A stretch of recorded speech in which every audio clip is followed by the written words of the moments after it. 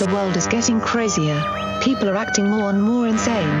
The end of the world is tomorrow. Tomorrow. There's only one thing to do when the world is falling apart. Listen to Basil and Gonz as they discuss this week's news and events through the lens of Bible prophecy. You are listening to Canary Cry News Talk.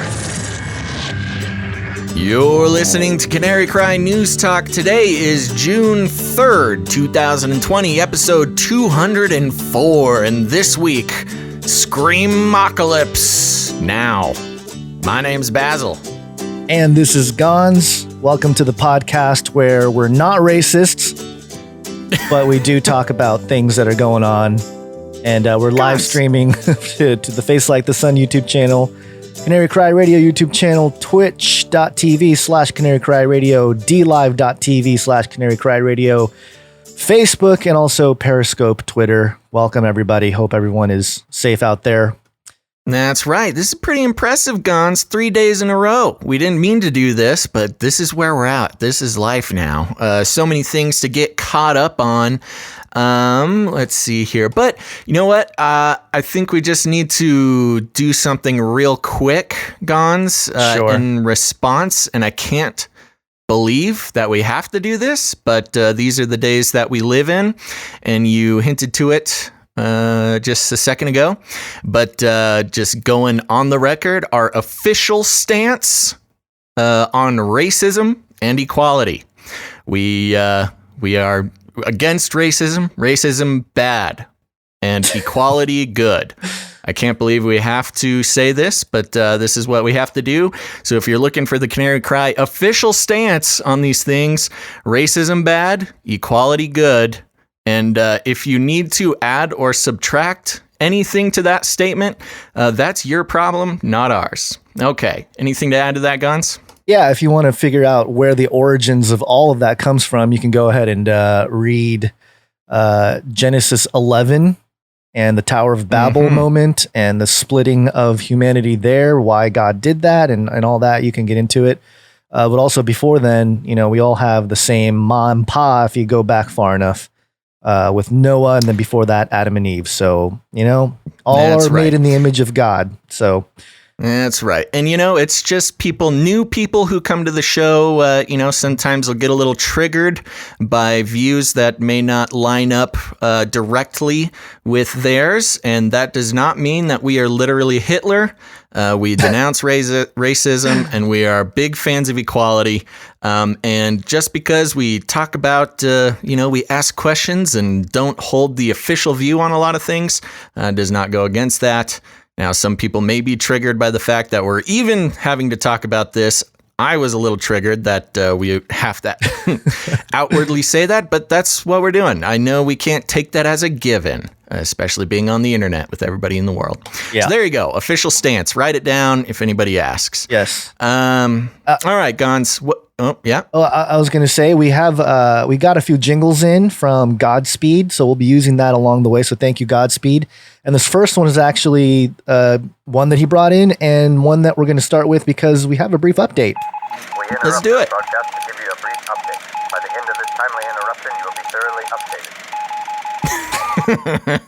updated. I like that one. We're going to give you an update, and when we're done with the update, you're going to be updated. Here we go. Speaking of racism, this is in my neck of the woods here. Not proud of this whatsoever. I'm not going to play the audio because there's vulgarity involved. But this is there's a video here that's gone a little bit viral. It's a man driving in a car, and he's got his windows rolled down. He's got a giant Trump flag, and well, let me just pull up the change.org. Get racist Randy Soderstrom out of Laguna Niguel. Racist Randy. And what was his charge here? He was flipping a U-turn at the light. You can hear Randy clearly yell towards the peaceful protesters who were on the side of the street there. White power, F black lives. Come to my neighborhood and I'll show you what white boys are about. F N-word. I mean, come on, Randy. Come on, Randy. Racist Randy was doxxed. He got doxxed then. Somebody totally found him and doxed him. Oh yeah, his name, his driver's license, his home address, the whole thing was and there's a change.org petition here to get people to sign and get him out of Laguna Niguel or whatever. And here's the thing that everyone's missing with this clip, okay? Sure, not cool, all the stuff he said there and whatever. But the real thing here, and I've talked about this before, and no one's talked about it, as far as on social media in terms of this situation here. He's in a BMW. Now, in my neck of the woods, it's like a calling card to be a jerk. Like if you drive a BMW in where I live, as far as I'm concerned, I'm sorry if you drive a BMW, anyone who's listening out there. May not be true across the country or across the world, but as far as where I am, automatic jerk. So I think this is this is very much in line with the theory that anyone who drives a BMW is a jerk. So there you go. Yeah. Well, that might be its own form of racism. Gons, watch out. Oh yeah, but yeah, it's hard to get too sad about Randy getting doxxed, and that's just kind of what happens nowadays. You can't. I mean, you can't be a jerk, or else everybody's gonna know it. Well, there are fake provocateurs out there as well. So I mean, this could be one of those issues where they're just trying to stir things up, and they saw the the protesters on the sidewalk there with the BLM posters and stuff, and he was just triggered and went off. And so Vancouver Mark. I don't know if I've seen Vancouver Mark, but he's in the chat over on Twitch. He says, Randy need Jesus. That's right. Amen. Randy do need Jesus. Randy do need Jesus. Gons is a carcist. This might come back. Somebody said Gons steams in the desert, and on Twitch said Gons is a carcist, like a car racist. Oh yeah. And this this might come back to haunt me when the cars become self-aware. This might be. Oh yeah. All those self-driving BMWs, man. You're gonna be on a list. I know. They're gonna. I'm gonna step in one, and one of them's gonna self-destruct for the purpose of protecting all BMWs. Another reason not to trust the robots, Gons. Yeah, no robots. Well, why don't you hit that update button again? I got one for you. We interrupt this broadcast to give you a brief update. By the end of this timely interruption, you will be thoroughly updated. I love it. Yeah. Okay, this is coming from Fox4News.com. Big cat rescues Carol Baskin. Awarded control of Tiger King Joe Exotic's former zoo. Now, here's the thing. I get it. Hey, don't get mad, everybody. We're just giving the updates, waiting for everybody to get into the stream. But I thought this was important. I watched all of Tiger King. It seems like such an innocent time. Remember at the beginning of quarantine, and Tiger King was like the most important thing to talk about on the internet? I kind of remember. I saw one episode. Yeah. Good days. Every day is. I can't believe you only watched one episode. I know. I'm sorry. Here's a little update for all the Tiger King fans on the stream. I know I'm not the only one, but even that headline is triggering for all the Tiger King fans. I'll read it again. Big cat rescues Carol Baskin. Awarded control of Tiger King Joe Exotic's former zoo. Tampa, Florida. Joe Exotic's worst nightmare has come true. A federal judge has granted Big Cat Rescue CEO Carol Baskin control of the GW Zoo, formerly owned by the Tiger King. The Oklahoma Animal Park was made famous by the Netflix series, which documented a failed murder-for-hire plot against Baskin by Joe Exotic, whose real name is Joseph Maldonado Passage. A lawsuit began between Big Cat Rescue and Maldonado Passage's mother, Shirley Schrebvogel, resulted in Monday's court order, which granted ownership of the zoo to Baskin, according to a copy of the ruling obtained by Fox 13. Judge Scott Polk made the order after determining the property had been fraudulently transferred by Maldonado Passage to his mother in an attempt to avoid paying Baskin a settlement in a trademark infringement lawsuit. The judge ordered the GW Exotic Zoo, which is now run by Jeff Lowe, to vacate the property and hand over control to Big Cat Rescue. The order gives Lowe 120 days to vacate the premises. All animals must be taken off the property as well, while the title for the land must be transferred to Baskin. The order also grants ownership of several vehicles and portable buildings to Big Cat Rescue, and then it goes into the history of the whole thing. So there you go, Tiger King fans. Carol Baskin now owns Joe Exotic's former zoo. Oh gosh, zoo.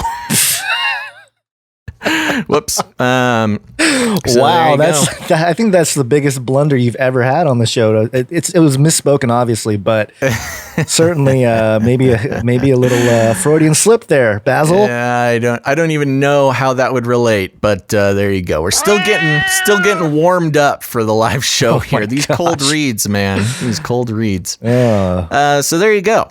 I don't know. I'm not seeing a whole lot of people who seem to care about Carol Baskin in the chat, but that's okay. Everybody needs to know she now owns the zoo. I'll just say that I saw the first episode, and I didn't really like her.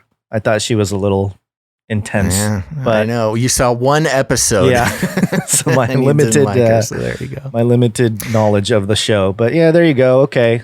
That's continuing the updates, Gons. What do you got on our good buddy Zoltan? Zoltan, where's my transhuman jingle? Where'd it go? Oh, I lost it. While you find it, Zoltan Istvan, for those who don't know, was the former leader of the transhumanist political party. He had a running campaign this year to run against incumbent Donald Trump as a Republican, which was very interesting, and then now has gotten involved in the Libertarian Party. Very interesting presidential platform that he was running on, and for those who don't know, he's a transhumanist, which means he wants to use technology to, he's a big fan of cyborgs. He wants to make everybody a cyborg. He thinks we can live forever. He's a big fan of uploading consciousness, as well as making it a national priority to unlock the secrets of eternal life here on Earth. Yeah, not something happened to the jingle. I don't know why it's missing, but we do have. No. I know that's really. You want me to just sing it? Sure, let's do it. Transhuman, make way for Homo superior. Fantastic, thank you for pretty that. Good. I'll take it. Okay. So Zoltan tweeted out, and by the way, Zoltan has a microchip in his hand to open cars and doors and stuff. Yeah. Some people have been saying I'm nice. By the way, he has a microchip in his hand to open doors and stuff. Well, it's just, I'm just telling the truth here. Some people have been saying I'm MAGA just because some of my ideas don't align with leftists. I ran against President Trump for his job and put my heart into that campaign. I don't know how else I'm to more fully express my dissatisfaction with our current government than that. Hashtag honor. And that's the Zoltan's tweet while he was being, I guess, criticized for, being MAGA or something. I don't know. But there you go. Little Zoltan update because we have to. What was the update? I missed it. I was reading chat. What's the piece of information? He's trying to shake off, because he ran as a Republican a few months ago. He stepped away from that.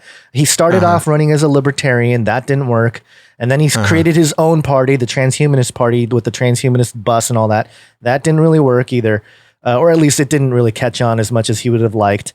And so now he ran as a Republican and he stepped away from that. And now people are saying that he's MAGA, so he's trying to shake off the MAGA labels because he ran as a Republican. And he's, he's just basically saying he's dissatisfied with the president. And that's why he ran as a Republican. Yeah, so he got the Republican stank on him, and now he's trying to waft it away. Right, he's trying to shake it off. So he's kind of like a chameleon, He's just trying to fit in wherever he can to get as much traction. That is the thing. I can't tell if I respect him for that or not. He's a shape-shifting transhuman. Yeah, on one hand, he's just trying to do whatever he can to get get a foot in the door, but on the other hand, he's once you if you get the foot in the wrong door, you might get something on it you don't want on there. I found the jingle.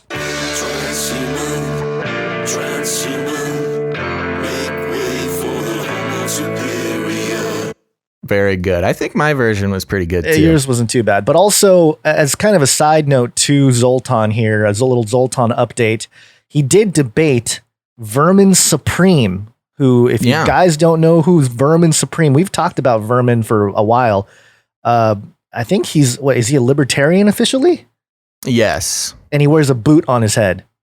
Yes, he's been a sort of a satirical presidential candidate for forever now. I mean, he's been around for a while. He must have been doing this for at least 10, 15 years. And again, another election year, Vermin Supreme going hard. And to everyone's surprise, if I can get my tabs to work here. Come on, computer. Here we go. Donald J. Trump, I'm officially approving, recommending, and endorsing @Vermin Supreme for President 2020. Hashtag Vermin Supreme 2020.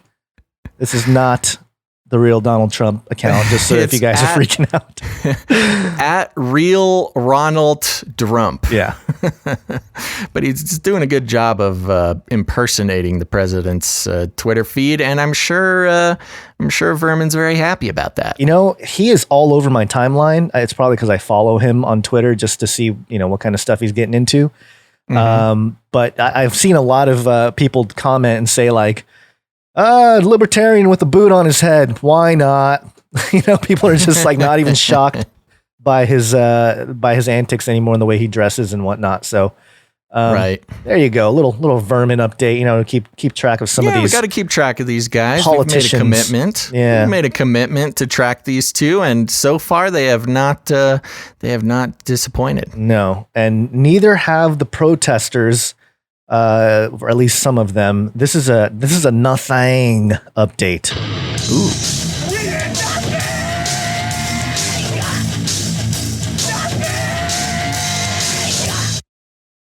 And we've been keeping track of some of these just these screams, these moments of the anger, the triggering that's happening. Sure, yeah. And so we found another one here. Let me size it for the video audience here so they can see it. This was shared by Luke Radowski. He basically said, ha ha ha, America's 2020 election summed up in a TikTok. I'm going to try to stop it before the curse words come in, but here we go. This is a woman dressed pretty punk rock. She's on a sidewalk, and there's a little kid behind her in a MAGA hat. And you'll hear the exchange, and those of you viewing, you'll see the exchange here. Okay.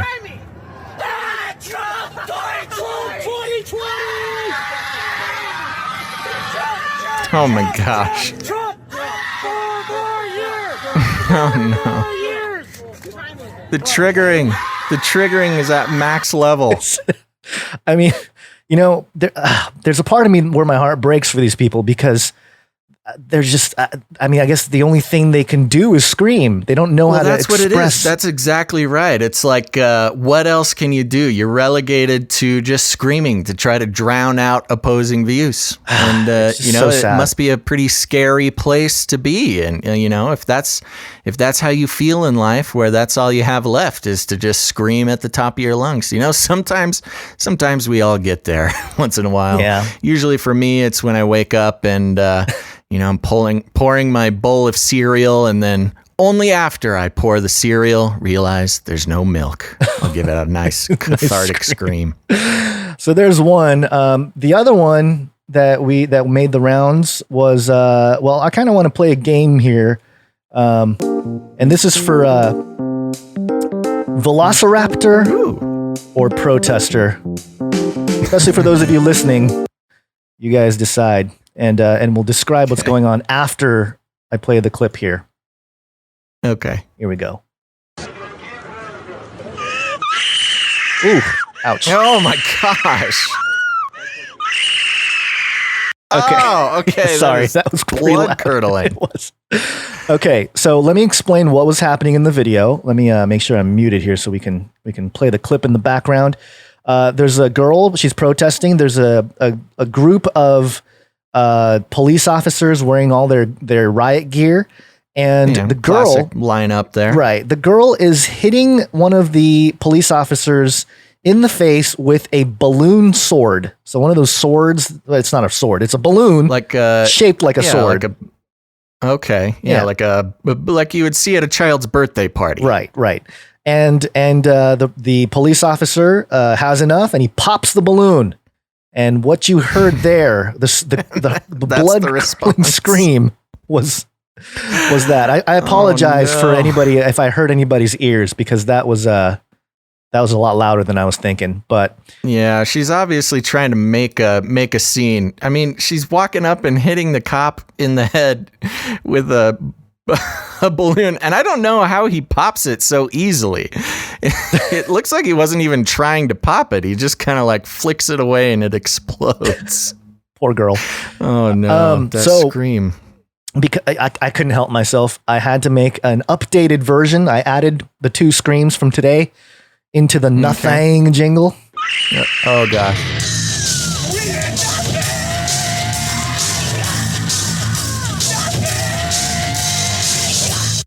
Yeah. Wow. Okay. Brings me back to my metal days. Yeah, that is pretty metal. We've got a fair amount of metalheads who listen to the show, so I know that's appreciated. Yeah. Okay, Gonz, are you ready for more not relevant, but a more hard-hitting update? Sure. And I'm trying to find the jingle, and I'm really not having a good day with jingles today. What happened to all my jingles? I don't know. It's just not in order, and everything's out of whack. And well, let's just go with this one. Burn it all. Okay. This is from StarTribune.com. Article headline: Read the amended charges against ex-Minneapolis police officer Derek Chauvin. Attorney General Keith Ellison's office upgraded charges against the former Minneapolis police officer who knelt on George Floyd's neck and charged the other 3 officers at the scene with aiding and abetting murder. Wow, read the amended charges. So we've got the actual documents here. Do we want to go all the way into these? I'm going to have to zoom in to be able to see this. We don't have to. I mean... Yeah, so we have, I'll just go through it. We got a 2nd-degree murder charge. Mm-hmm. We've got a 3rd-degree murder charge and a 2nd-degree manslaughter. I think, are those the ones just against Chauvin, or is that the whole team there? Nope, those are the actual charges brought against Derek Chauvin. We've got a 2nd-degree murder, a 3rd-degree murder, and a 2nd-degree manslaughter.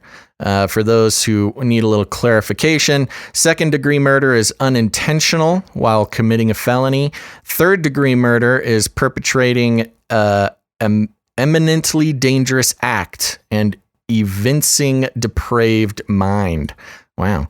And then the 2nd-degree manslaughter is culpable negligence creating unreasonable risk. So there you go. This is, it's very interesting because you don't actually see this very often. The police unions are quite good at protecting police officers.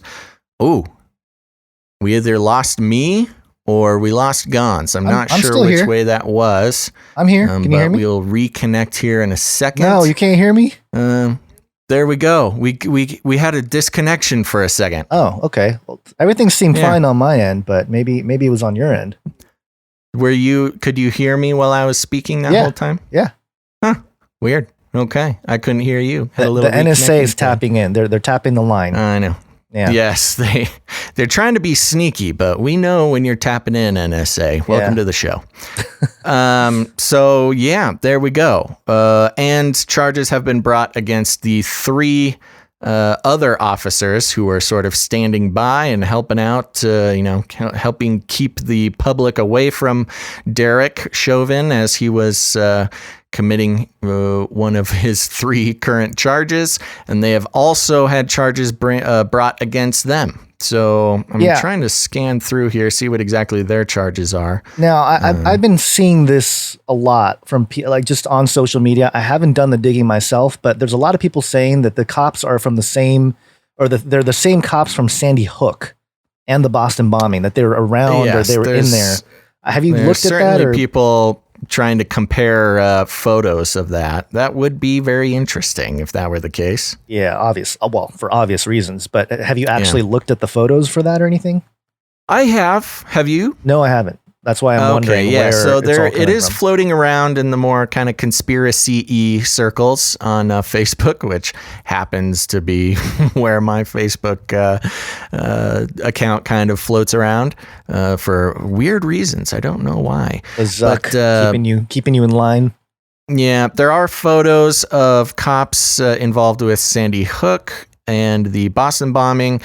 And, I couldn't quite say that all 4 of the officers matched in all 4 of the pictures. They're certainly kind of, in a categorical sense, they look similar. Like, there's 4 officers in all 3. There's an Asian guy and a white guy and kind of a Latino type of guy, but the images that I saw are not, the resolution's too low to say conclusively. That's but always that the does classic. go pretty deep down the conspiracy rabbit hole, if that were the case. Yeah, I mean, it's always the pixelated versions of the photos, which So many makes it really pixels, hard. man. So little pixels, I say. Yeah, not enough pixels. Yeah, we need more pixels, man. Get more pixels. All right, let's talk about some surveillance as we get into this. Yeah, let's do it. If I can find the jingle, it would be fantastic. Gons, do we need to take a break in the whole show so we can get the jingles? No. Did you ever have the feeling that you were being watched? All right, BuzzFeedNews.com. The DEA has been given permission to investigate people protesting George Floyd's death. Doesn't seem too wild of a concept, but there you go. The DEA has been given permission to investigate people protesting George Floyd's death. The article reads, the Drug Enforcement Administration, that's the interesting part. Yeah. Why the Drug Enforcement Why the Administration DEA? has been granted sweeping new authority to, quote, conduct covert surveillance and collect intelligence on people participating in protests over the police killing of George Floyd, according to a 2-page memorandum obtained by BuzzFeed News. Floyd's death, quote, has spawned widespread protests across the nation, which in some instances have included violence and looting. The DEA memo says, police agencies in certain areas of the country have struggled to maintain and or restore order. The memo requests the extraordinary powers on a temporary basis, and on Sunday afternoon, a senior Justice Department official signed off. Attorney General William Barr issued a statement on Saturday following a night of widespread and at times violent protests in which he blamed, without providing evidence, quote, anarchistic and far-left extremists using Antifa-like tactics for the unrest. He said the FBI, DEA, U.S. Marshals, and the Bureau of Alcohol, Tobacco, and Firearms and Explosives would be, quote, deployed to support local efforts to enforce federal law. Barr did not say what those agencies would do. Dum dum dum. The DEA is limited by statute to enforcing drug-related federal crimes. Yeah, how reasonable. The DEA, the Drug Enforcement Agency, would be limited to enforcing drug-related crimes. But on Sunday, Timothy Shea, a former U.S. attorney and close confidant of Barr's, who was named acting administrator of the DEA last month, received, look at the sneaky little stuff sort of slipped into this, talking about how Timothy Shea, a former U.S. attorney and close confidant of Barr's, was happened to be named the administrator of the DEA last month, received approval from Associate Deputy Attorney General Bradley Weinsheimer to go beyond the agency's mandate, quote, to perform other law enforcement duties that Barr may deem appropriate. Does the DEA just not have enough to worry about? There's not enough drug crimes going on now with the legalization of marijuana. There's not enough enough crimes to fill up the jail cells, so we got to put them on other duties. Either that, or they're just trying to lock down on I don't know, whatever the drug of hope, the drug of, I don't know, maybe they're trying to just expand I don't know. Keep going. Yeah, okay. Quote, in order for DEA to assist to the maximum extent possible in federal law enforcement response to protests which devolve into violations of federal law, DEA requests that it be designated to enforce any federal crime committed as a result of the protests over the death of George Floyd. Shea wrote in the memo, DEA requests this authority on a nationwide basis for a period of 14 days. Interesting. A spokesperson for the DEA declined to comment. On Tuesday afternoon, Keith Criscull, associate special agent in charge of the DEA's New York division, sent an urgent email seeking 25 volunteers to assist with, quote, security to the Capitol in Washington, D.C. from Tuesday through Friday. Two sources knowledgeable about the deployment said 15 people from the DEA's elite special response team and 10 special agents were chosen. Not all 25 volunteered, the sources said. Crescull's email did not describe what specific tasks the detachment would be given. It added that if insufficient numbers of agents volunteered, others would be assigned to the job. According to the sources, fewer than 25 agents raised their hands. So even the DEA agents are like, no, why would we do this? Did you skip? Why are we getting involved in crimes that are not in our job description? Did you skip part of the Quote, article? I don't think so. Huh. Did I? I don't know, because Did you started miss reading. something? Yeah, you started reading after a spokesperson for the DEA declined to comment, and I just totally lost you because it quotes the Hugh Handyside from ACLU, and then it goes into. You might be on another. Are you on the bottom article? We got two articles about this here. I don't think I skipped anything. It says DEA requests authority on a nationwide basis for a period of 14 days. And then it goes into how they decline comment. Anyway, so let's get through this and let's talk about it because there's some interesting things to point out. Drug enforcement agents should not be conducting covert surveillance of protests and First Amendment protected speech, said Hugh Handyside, a senior attorney for the ACLU. Quote, that kind of monitoring and information sharing may well constitute unwarranted investigation of people exercising their constitutional rights to seek justice. The executive branch continues to run headlong in the wrong direction. 3 DEA sources told BuzzFeed News they are troubled by the memo and see it as an example of the Justice Department potentially abusing its power in an attempt to smear the protests and crack down on protected First Amendment activity. The sources requested anonymity because they are not authorized to speak with the media.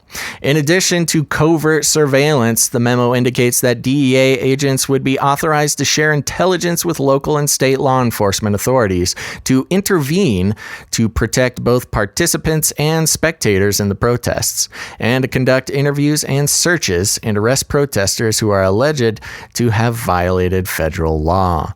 A day after Shea's memo was approved, President Trump said he is mobilizing all available federal resources, civilian and military, to stop the rioting and looting, to end the destruction and arson, and to protect the rights of law-abiding Americans, including your Second Amendment rights.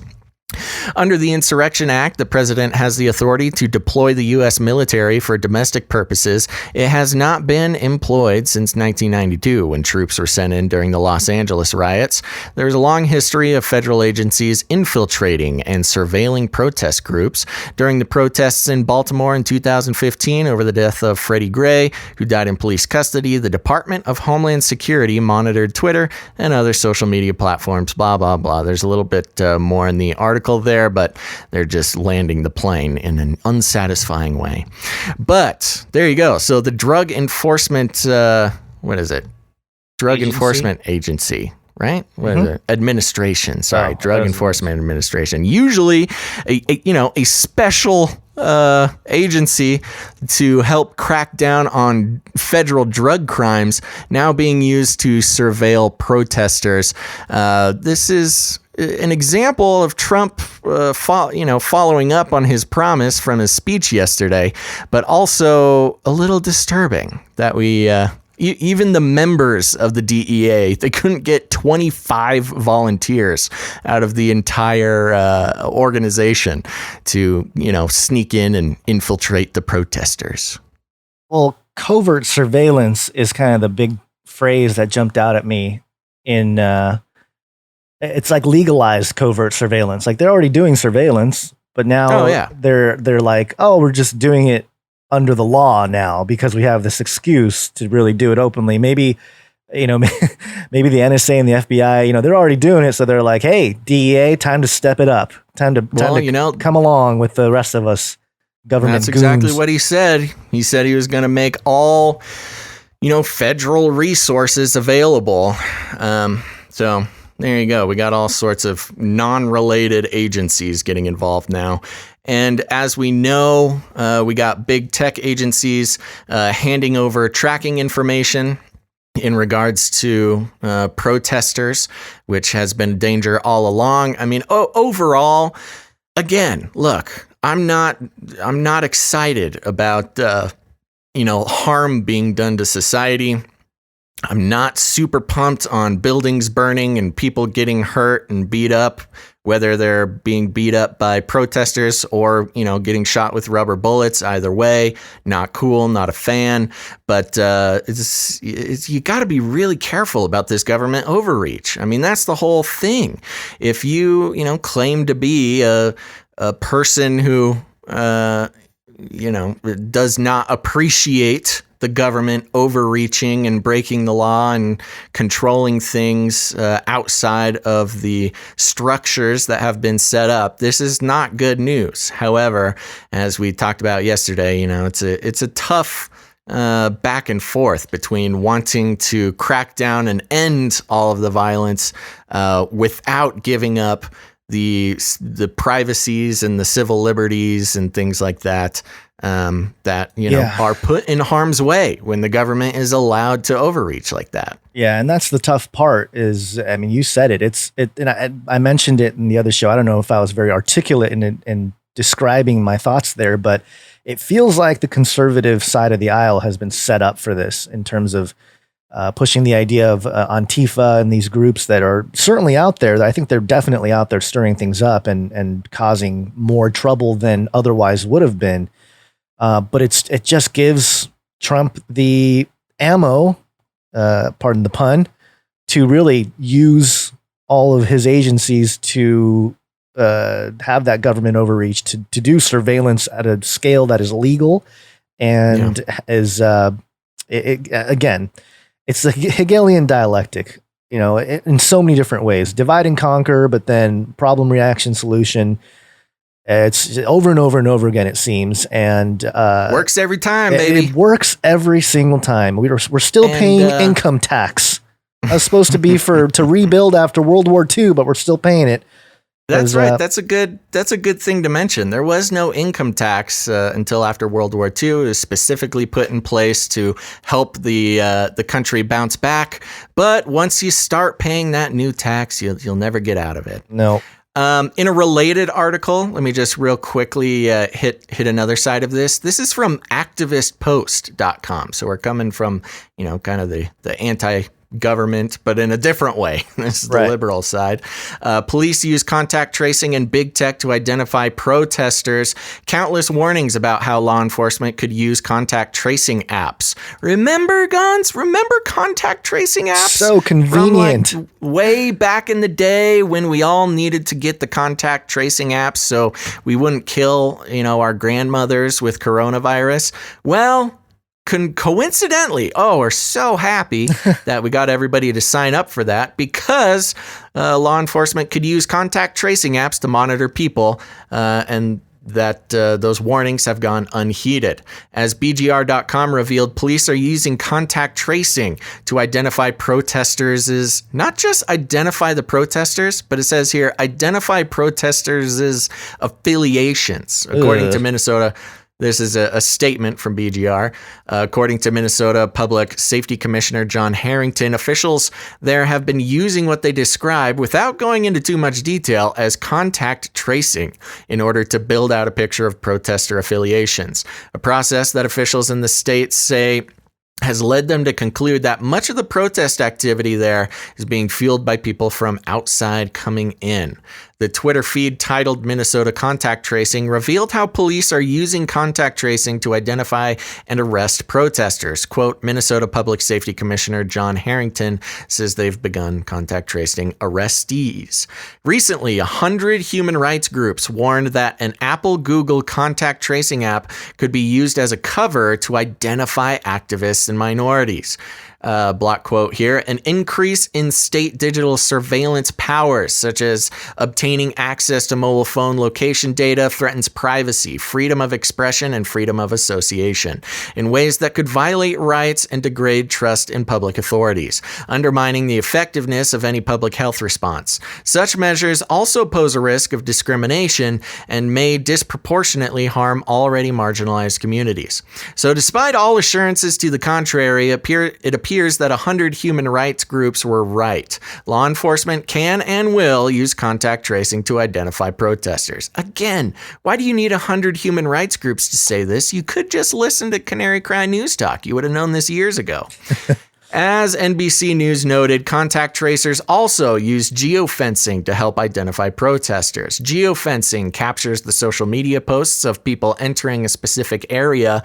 The technology locates any cell phones that cross into the area by locking into their geolocation systems and then records social media posts and sometimes other data from the phone. Times exposed how the military National Guard uses a classified system called, quote, Secret Internet Protocol Router, or SIPR, to monitor protesters. To learn about Perspectives Inc.'s role, click here and here. Okay, well, we can look into that later.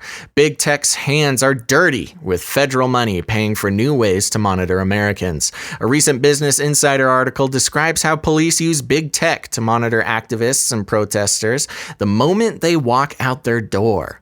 Block quote, law enforcement agencies have made full use of high-tech surveillance tools as protests sweep the country following the death of George Floyd. A Predator drone operated by Customs and Border Patrol circled above protesters in Minneapolis. We brought that out a few episodes ago when the news broke. Both of these articles reveal frightening array of big tech surveillance devices being used by police nationwide. Minneapolis Police and the Minnesota Fusion Center are also using Clearview AI, Brief Cam, Ring doorbell cameras, Axon police body cameras, shot spotter, and license plate readers to create an intimate view of people's lives. BuzzFeed's article also revealed how police use ArcSys milestone software, which uses video detection and analytics to identify people. Let's see. Let's land the plane on this article here. Let's say, oh no, they're just going to some reiteration there. So there you go. Now, of course, just to follow the trail, the breadcrumbs, when contact tracing was first proposed in accordance to, COVID-19, what is the word I'm looking for? To fight COVID-19, obviously was a ploy to use manipulated emotions in order to gain access to everybody's information. A lot of people saw it right off the bat, but of course, when you tell people that their very presence could kill their grandmother, they're going to go ahead and sign off on whatever you want to do. And one thing that's very impressive here, Gons, is, usually you spend years and years and years trying to trick people into giving away their rights, and then you can finally activate, that permission later on. The distance between these contact tracing apps and now them being abused is gotta be some sort of world record. I mean, we're talking about 3 weeks or something between, hey, contact tracing will save your life, and contact tracing is going to help us spy on every little move you make. Moore's Law is leaking into all kinds of societal effects. The Moore's Law being that every, 2.5 years or something, a microchip, or the capacity of a microchip doubles. And, but the thing that's very interesting is how much of a surveillance state we've created with all our phones and everything else. And the amount of guilty by association that can take place here is what's kind of obviously is frightening in the sense that it's not just like, oh, you know, they're going to know what you're doing or where you're going, but hey, what if you have a friend who you didn't know was part of some crazy activist group and you go have lunch or whatever, Right. and now all of a sudden your phone is tracked with this other person's phone, and now you're guilty by association and you're being brought in to be questioned and that sort of thing. It endangers everybody in your life. When you agree to the contact tracing, you also endanger everybody around you, which is just not cool. And this goes for a lot of different technologies. One being geofencing, which is pretty simple. You know, they can just pick a geographical location, and any cell phones that enter that, they can start monitoring. But there's also close range Bluetooth. Right. A lot of people don't know about this. We've talked about it in the past, but just to remind everybody, you know, your smartphone has a close range Bluetooth that automatically pings other phones around it at all times. You know, it's one example of this is if you have an iPhone, the AirPlay feature or the AirDrop feature, and you know, you can pull up your AirDrop and it shows everybody's phones around you. Well, that isn't just a fun way to send inappropriate pictures to everybody on the plane that you're on, but it's also being used to track who you are walking next to, how close you are, you know, and that helps them figure out who you're affiliated with. So if you are in the contact tracing system, you know, they could use near field Bluetooth to ping everybody's phones around you, which is just another like weird, really sinister way that this sneaks, you know, everybody becomes vulnerable to this type of tracing. You know, it feels like I was watching some old footage of protests from, you know, the 60s, you know, the anti-war protests back then. And the footage you have is like news agencies with cameras and stuff. You know, you don't have a whole lot, pictures here and there, but it's mostly, you know, video footage that's grainy and that kind of thing. It's almost like the elite were like, hey, we got everybody with their phones. We got all the technology we want in place. Let's see how well it really does in tracking everybody. Let's stir the crowd up a little bit and get this whole riot thing and you know, the protests and all that going. It's a great test to figure out how well their technology works. And you know, we reported a story the other day about the drone that flew over Minnesota. That was used in the drone strikes overseas. And I had a military buddy tell me that, oh yeah, they've been doing that for years. They deploy that stuff all the time. It's always flying up there. So it wasn't just, you know, because the story was like, oh, they deployed the drone for this occasion or whatever. But yeah, I guess they've been doing that for a while now. So no surprises there. But for the, you know, normal folk out there, they might be disturbed to find out that the same drones that were used. It's easy to forget. You know, you might hear this on some weird podcast. You know, it happens, and then you just kind of forget about it, and you don't think about it, and you bring your phone with you to the to the protest, and there you go. You're narking on all your fellow protesters out there. So keep that in mind while you're out there. I do want to give a shout out real quick into the Twitch channel because I see we have a new user in the chat whose Twitch name is An Observant Person. I like that. Which is very funny. I like it. Very good name. Nice. All right, Gons, what do you got? What's next? Welcome to Chinese News! Yay, we got some Chinese news now. Well, of course, I missed it last show. Yeah, well, we reported I think it was the last episode where we discussed a whole bunch of the communist and socialist groups in the United States, the political groups that were all kind of pushing for the violence, or at least not really condemning the violence, and saying that, hey, you know, the whole Black Lives Matter is a really good reason to start some of the protesting. But here we have China's foreign ministry spokesperson on Monday, this is a couple days ago, urging U.S. to eliminate racial discrimination, protect minorities. And if you don't see the irony in that, you know, I don't know, I can't help you. This is a 33-second clip from the Ministry of Foreign Affairs of China. Ding, ding. Black Lives Matter. Their human rights need to be guaranteed. Racial discrimination against minorities is chronic sickness in American society. The current situation shows the severity of racial discrimination and police violence there, as well as the urgent need to resolve these issues. We hope the U.S. government can take substantial measures and fulfill its obligations to the International Convention on the Elimination of All Forms of Racial Discrimination, so as to safeguard and guarantee the legitimate rights of minority groups. Oh my gosh. That is so funny. It is mind-blowing that was the CCP stance on it. I mean, of course, the CCP, the Chinese Communist Party, will say whatever they need to say for them to look good and for America to look bad, because, you know, you can't have Americans having a better society than the communists. And of course, as we all know, I'm seeing everybody in the chat bring it up.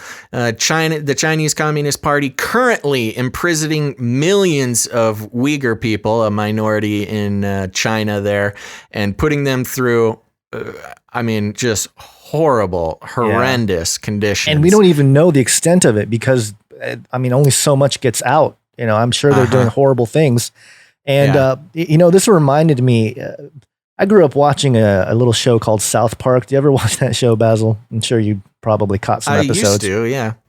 And they did a lot of subtle political commentary where they would flip, make an opposite type of... Anyway, this whole thing, this press conference is literally what the show South Park would show as like the Chinese government coming out and saying that we support human rights. Yeah. You know what I mean? It's just so absurd that it's pretty incredible. It's amazing to me that this is even... And it's even made it into the mainstream. I mean, this is not conspiracy theory that China has imprisoned, not just imprisoned, but full on concentration camps. Yeah. Full of the Uyghur people. And again, mainstream reporting about organ harvesting going on, using the minorities as an organ farm to, provide extra organs. We need extra organs over there in China. I think we don't have the story in front of us, but there was something out there a few weeks ago about how they shut down like hundreds, I think, of churches because of part of it was the Ronas, but another part of it, a good excuse to shut down the churches, because of course the Christians there, those are the people that are actually standing for some kind of freedom within that communist regime. So it's just fascinating how in America we almost take Christianity for granted, or just followers of Jesus for granted because we have some of the freedoms to express it. But in a place like China, we fight over the rapture, we fight over different denominations or whatever. But in China, it's just like your church, boom. Well, yeah, it's an enforced secularism, right? And of course, the for years, my entire life, been hearing about the persecution of Christians, but there's also the persecution of almost any spiritual or organized religious activity over there. So it's really horrible. So for China to come out and not to mention what's going on in Hong Kong. I mean, that's not even technically a religious or racial minority. That's just a thriving economic hub that they don't want people being free in. Yeah. It's funny too. I almost mentioned it in yesterday's show, but we were talking about the BRICS yesterday, and there's actually I think it's like a UN initiative called BRICS that went into Hong Kong and was like, oh, we're going to go into Hong Kong. I mean, it was like a British instituted thing where they're like, hey, we're going to help out the Chinese and especially Hong Kong. We're going to help fight inequality in Hong Kong. It's almost like once they gave up power of Hong Kong, they're an independent little area there. Everybody wants to gain control back. And I just thought it was funny that they were called BRICS. I can't remember the acronym. It stood for something. Oh, it was an acronym. Right. Spelled out BRICS. Yeah. Well, that's yikes. Of course. I mean, I'm not expecting anything different from the CCP there, but No. I can't believe that there's still people who defend the CCP. It's nuts. I can't believe anyone would hear that and be like, "Hey, look at China. They're down with the BLM." It's an easy bandwagon to get on. I guess, but Not I mean, to say that more people, it's always good for people to speak out against, racial discrimination and inequality. But for China to be doing it, that's almost more silly than like a straight up KKK member coming out and doing it. And YouTube was caught censoring any kind of speech against the CCP. So maybe this will also get censored. YouTube. Obviously owned by Alphabet, the Google parent company, notoriously working with the CCP, the leaders over in China there, to crack down on all sorts of stuff, all sorts of nasty stuff on the internet that the Chinese government doesn't want you to read, like freedom and basic freedom. Yeah. Basic human rights. You can't have that. Can't have it. Speaking of the KKK guns, What? KKK? What? What is wrong with my? Oh my I'm goodness! having a hard time today. Illuminatus! Illuminatus. This is coming from the BBC.com. Anonymous posts clue. Gosh. Okay. Center. Careful. I need to speak correctly. Anonymous posts Ku Klux Klan alleged sympathizers list. Okay, so we saw Anonymous 2015, Basil. What? November 6, 2015, this article. Crap. Dang it. You've been doing this a lot recently. And I know, I was on your case about it, and you're like, it was one. And I think this is like 3 or 4 now. I told you about this article. You looked at it. You could have looked at it too. I actually didn't look at it. Safety I net, actually man. didn't look at it because you added it after the fact, but it's okay. We can talk about it because I think this was the last time. Now. It doesn't matter. You're right. But it was the last time they were really, kind of active was around the 2015, right? That was like the last time they. If you have access to a keyboard, Gons, I'll go into this next one. Hit the jingle on this next one. I'll go into it and do a quick search. See if any Anonymous has followed up on anything because they just threw their hat in the ring a couple days ago. I want to know if they've gotten anything done. Hallelujah. All right, so I want to give a little update on the police kneeling. We saw a lot of protests end peacefully because of the police, standing down and, whatever that means. Gons, speaking of which, this article we did yesterday. Hold on, let me go down to the correct one. Sorry, this one everybody. from this is from North Carolina. The one we did yesterday was on Florida, wasn't it? I don't remember. I'm going to skip that one though. Okay. Just so you know, there's more police kneeling in North Carolina. But here's the one I do want to hit. This is commondreams.org. The article is titled "Do the Right Thing. Veterans call on National Guard members to refuse to deploy against protesters." Okay, so one of the more disturbing things that's been happening recently is the official instigation of martial law in the United States, which is, again, a confusing thing for some people because they want the president to be strong. They want to crack down, end the riots, end the looters. We can't have any lute players out there with their old medieval instruments playing lutes. But when it comes down to instigating martial law to get that done, that's again falling right into the trap of letting the government overreach on certain things. So we'll see if they pull back on it. But here we go. This article, "Do the Right Thing. Veterans call on National Guard members to refuse to deploy against protesters." Over 300 veterans have signed onto an open letter encouraging members of the National Guard to respond to the moral choice in front of them by refusing orders to deploy against protesters in streets across the nation. Quote, "We urge you to have the courage to do the right thing," the letter says. "Refuse activation orders." Woo. Protests over the May 25 killing of unarmed black man George Floyd by Minneapolis police officers have spread around the country, leading to confrontations between demonstrators and heavily armed police. The open letter was coordinated by About Face, Veterans Against the War, a group that describes itself as composed of post-9/11 service members and veterans organizing to end a foreign policy of permanent war and use the use of military weapons, tactics, and values in communities across the country.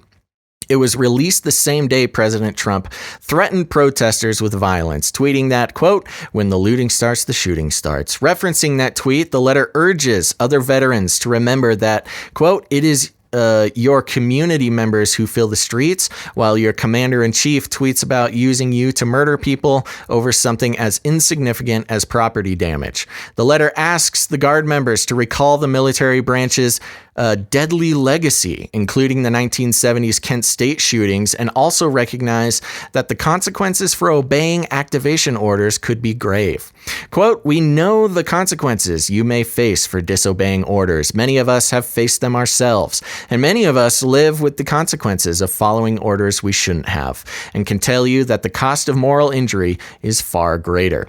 Army veteran Brittany DeBarros of Veterans Against the War, who helped organize the letter, criticized Trump for his move Friday evening to hide in an underground bunker while protests broke outside of the White House. Quote, "It is asinine for a rich man hiding in a bunker to ask these troops, most of whom probably signed up to pay for access to college and health care, to take actions that will inevitably lead to more violence and haunt them for the rest of their lives," she said in a statement Tuesday. DeBarros expanded on those possible consequences in an interview last week with In These Times' Sarah Lazare. "In the military, we're conditioned to think once you sign the dotted line, you are trapped. You have no choice, no agency. You should avoid any political speech. I think that's not true. In a moment like this, I just want people to stop what they are doing and understand they do have a choice. And at the end of the day, if they participate in something that turns into horrifying violence, it might be enough to tell other people I was doing what I had to do. But that's not going to be enough for you to live with. I wish more of us had known we could pause and say, do I really support this?" According to the National Guard, as of Monday morning, over 17,000 Guard members have been activated for civil unrest in 23 states and Washington, D.C. So there you go, Gons. Very interesting, veterans calling for National Guardsmen to, pause and see if this is a choice that they want to participate in. Now, I don't know exactly what the consequences are. Maybe a veteran or maybe a National Guard person watching in the chat can let us know. I can't imagine that there are, you'll be forgiven or treated very well if you refuse activation orders. But what a tough situation. Yeah, I interviewed and I think he was a general of some kind. I think he still had top security clearance last year at the conference, and he said that the anybody in the military, any ranks, will reject or will deny the orders if they believe it's going against what they're actually supposed to be doing. So, it's an interesting thing that we had that conversation back in November, I think, or October, because now we're seeing the situation where there is a little bit of a split kind of thinking going on, where depending on what narrative you want to follow, because if you put it in the context of just protesters, or they want to go out there, they want to hold up their signs, hey, no problems. But if we're talking about the violence, especially what seems to be coordinated violence, then it's certainly, you want some people in the National Guard to step in to protect not just the people that are protesting, but the businesses and the community in general. So I don't know, it's a tough one. It's not as easy. I don't think it's as simple as like, hey, we should just step down, or the military. You go to jail. I think you go to jail if you refuse activation orders. Really? At least you can be thrown in jail. I don't know about prison, but yeah, I mean, that's a very serious thing to do, to refuse activation orders. Yeah, I get it. It's complex and it's subtle for sure. I'm not trying to say this is an easy choice, but for people who don't like the idea of martial law and putting yourself in an adversarial role against your own fellow Americans, I could see how that could be a tempting offer, but that's got to be a very hard decision for some National Guardsmen. Did you see that picture floating around of, I believe it was LA, the National Guard being deployed there, and there's a video. I just saw a picture. I don't know if videos exist or not, but there's National Guardsmen walking down the street with their rifles, across their chest there, but there are no clips in the rifles. I didn't see that, but I know that they're deployed there. I have a friend of mine who was letting me know that he was basically activated and then he was deployed out to the LA area, and he was telling me a couple days ago that they're planning for 4 to 14 days of activation and of just kind of making sure things are kosher, if you will. Yeah. So they'll be out there. Plaid City. Watching on D Live says, I doubt Guard would go to jail. I spent 20 years in and there would be consequences and that might be an option, but I doubt it. So nothing confirmed there, but it probably depends.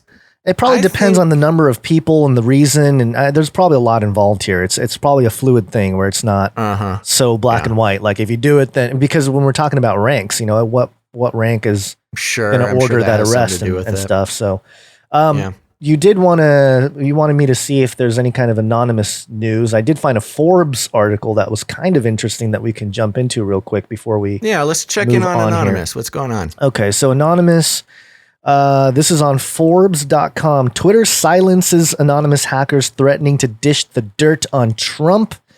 And this was actually kind of interesting. It says here, as I reported on June 2nd, supposed anonymous hacking collective affiliates are threatening to reveal President Trump's dirty laundry. In support of those protesting following the death of George Floyd, Anonymous seemingly emerged from the shadows where it had remained, largely ignored for some years. But any credible dirt relating to Trump has so far firmly failed to be dished. Now one of the groups threatening to do just that has been silenced by Twitter. Whether you think that Anonymous is an international band of info warriors or an even looser affiliation of hackers than it was before matters not. The concept of Anonymous has, as some kind of disruptive force for good or bad, depending upon your perspective, has undoubtedly struck a cultural chord. That chord is being strummed the loudest on Twitter, with one group claiming anonymous affiliation, Your Anon News, gaining millions of new followers since the Black Lives Matter protest started. That account has more than 7 million followers now, which is quite a bit on Twitter.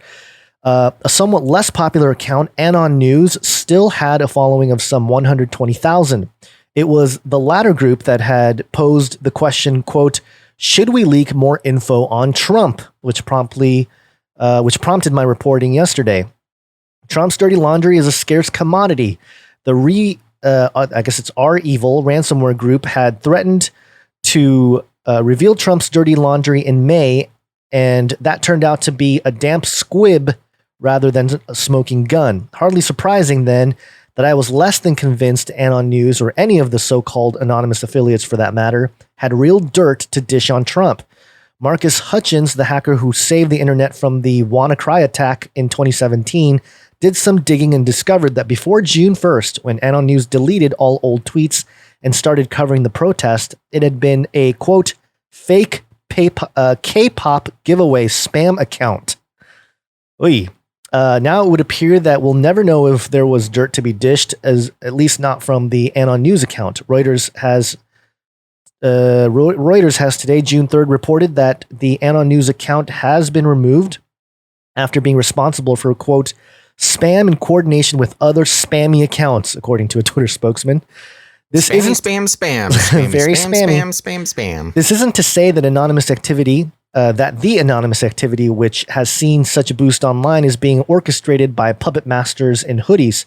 That same Twitter spokesperson told Reuters it had not seen any evidence of, quote, substantial coordinated activity between the well-established anonymous accounts According to Twitter, there has also been some activity with regard to accounts changing their profile names and photos in order to be visibly associated with Anonymous, likely in an attempt to acquire followers.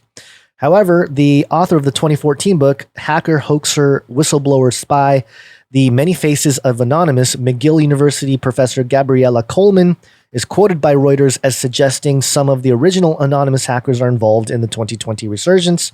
This would fit the decentralized hacktivist movement narrative, but still leaves many questions unanswered, not least if there is any Trump dirty laundry to be washed in public. I finished my report yesterday quoting someone as saying that Anon News needed to, quote, defecate or abandon the commode as a way of urging them to either get on with it or shut up. The commode has been pulled away by Twitter, but I'm seeing zero evidence of anyone else ready to sit upon the throne and be anything but vocal and constipated. So, they got it's interesting. As we reported, Anonymous joined the conversation a couple days ago, so it'll be very interesting to see what comes out about that. But we did. It was interesting to see them take the side of the BLM conversation and get all those people that are part of that movement to be all riled up, like, oh, here we go, Trump laundry or dirty laundry from Trump. I didn't find that very surprising at all. They've always kind of been on the social justice side of things. Okay. But what I do find interesting is that they got pulled from Twitter, especially in the context of the whole Trump Twitter issue recently, where they put fact checks on them and stuff like that, and then him turning around and not only threatening to crack down on the freedoms of social networks, but actually signing an executive order that begins to pull the protections away from the companies themselves.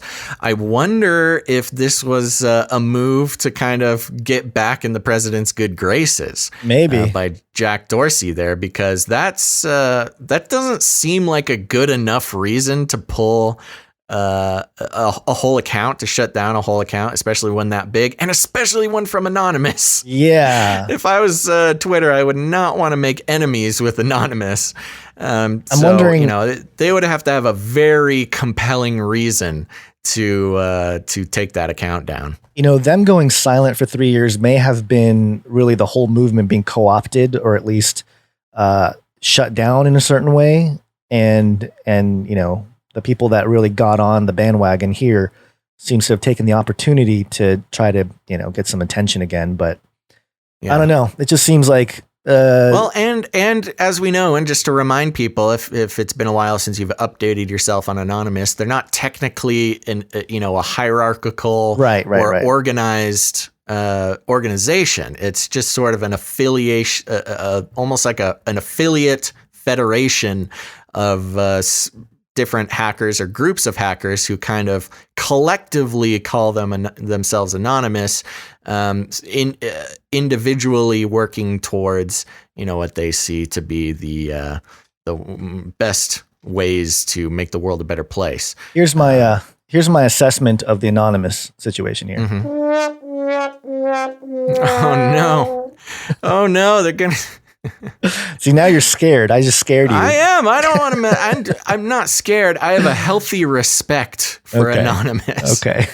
They've done great stuff in the past that I've, during the Occupy Wall Street stuff and a lot of stuff over the years. They've they've done some very important work. So I'm interested to see what they can pull off here. Interesting thing, Gons.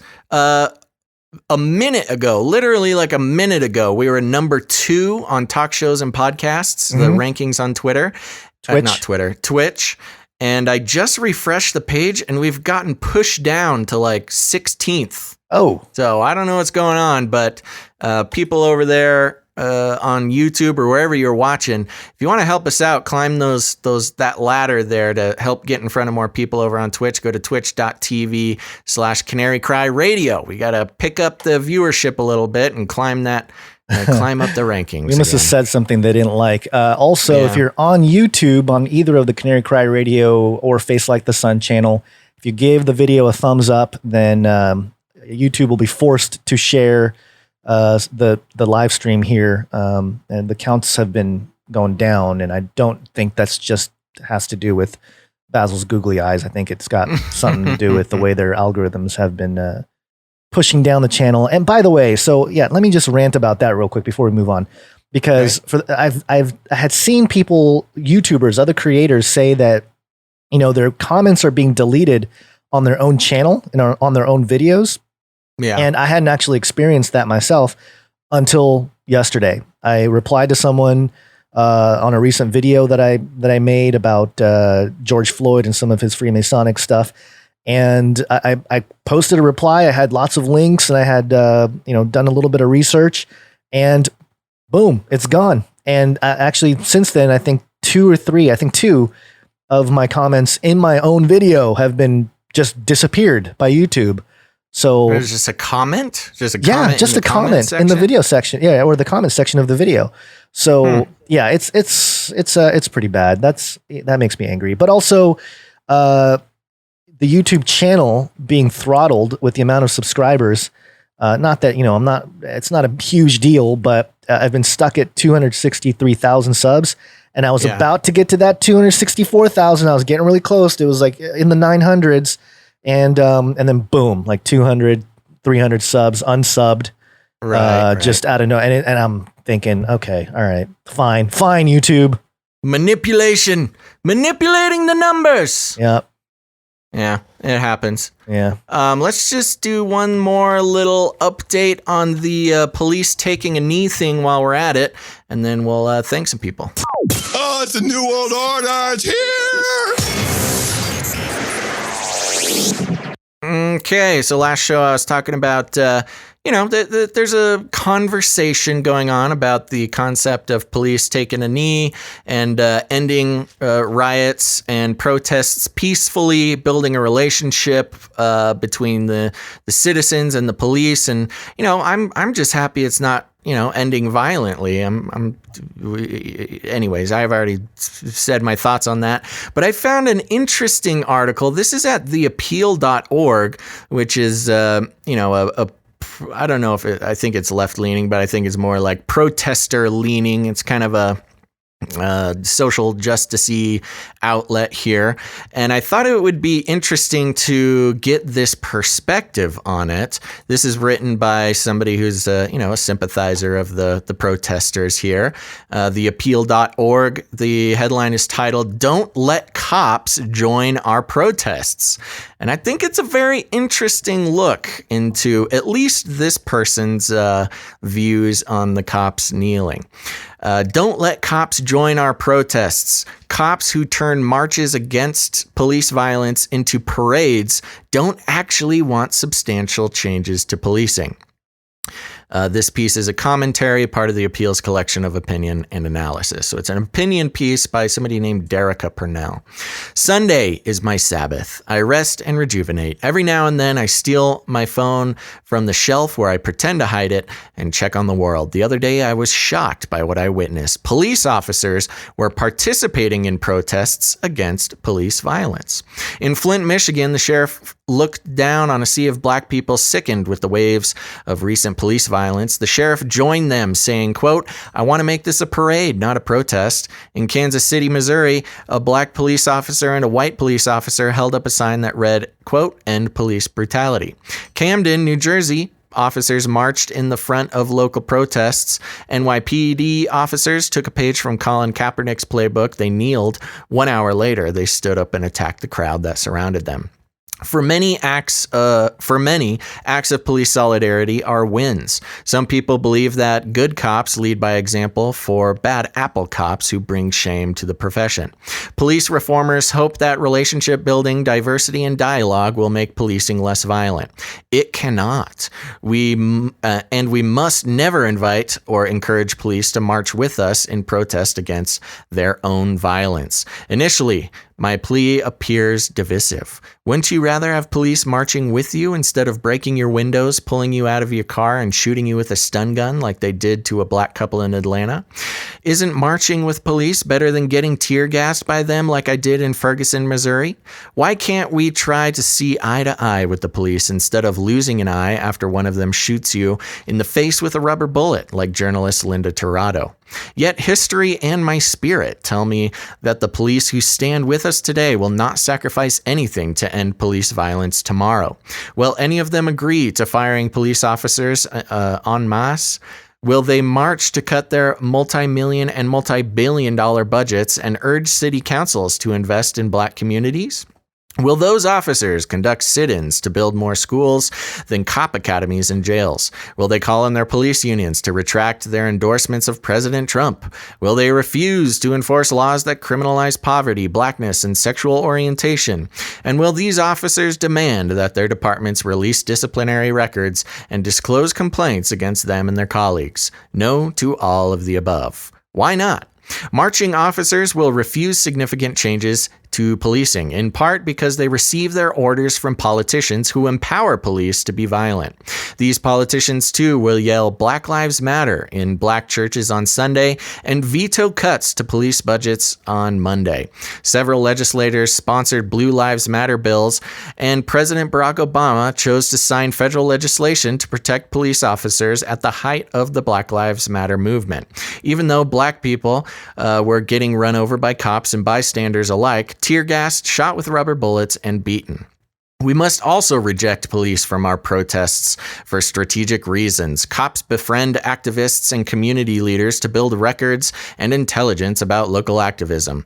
Undercover officers spy on black activists and plant devices in their homes, schools, and meetings. Additionally, encouraging police officers to join weakens the power of the protests in the future. Why would you go into the streets to fight against the police who turned your protests into a fun parade? Why would police officers confront the violence in their departments if they have self-appointed spokespeople of the black community on speed dial to successfully discourage dissent? Police ultimately are the problem, not merely the collection of their individual brutal acts. This is exactly why we can learn from several LGBTQ organizations that oppose officers at parades. LGBTQ organizations that oppose officers at parades. Cops wreak havoc in queer communities. LGBTQ Americans are incarcerated at the rate 3 times higher than the general population because of police profiling. Almost 90% of LGBTQ respondents surveyed reported that during sex work or allegations thereof, the police harassed, attacked, mistreated, or sexually assaulted them. The Stonewall Rebellion, which historians suggest catalyzed the gay rights movement, was a response to a police raid on a gay club.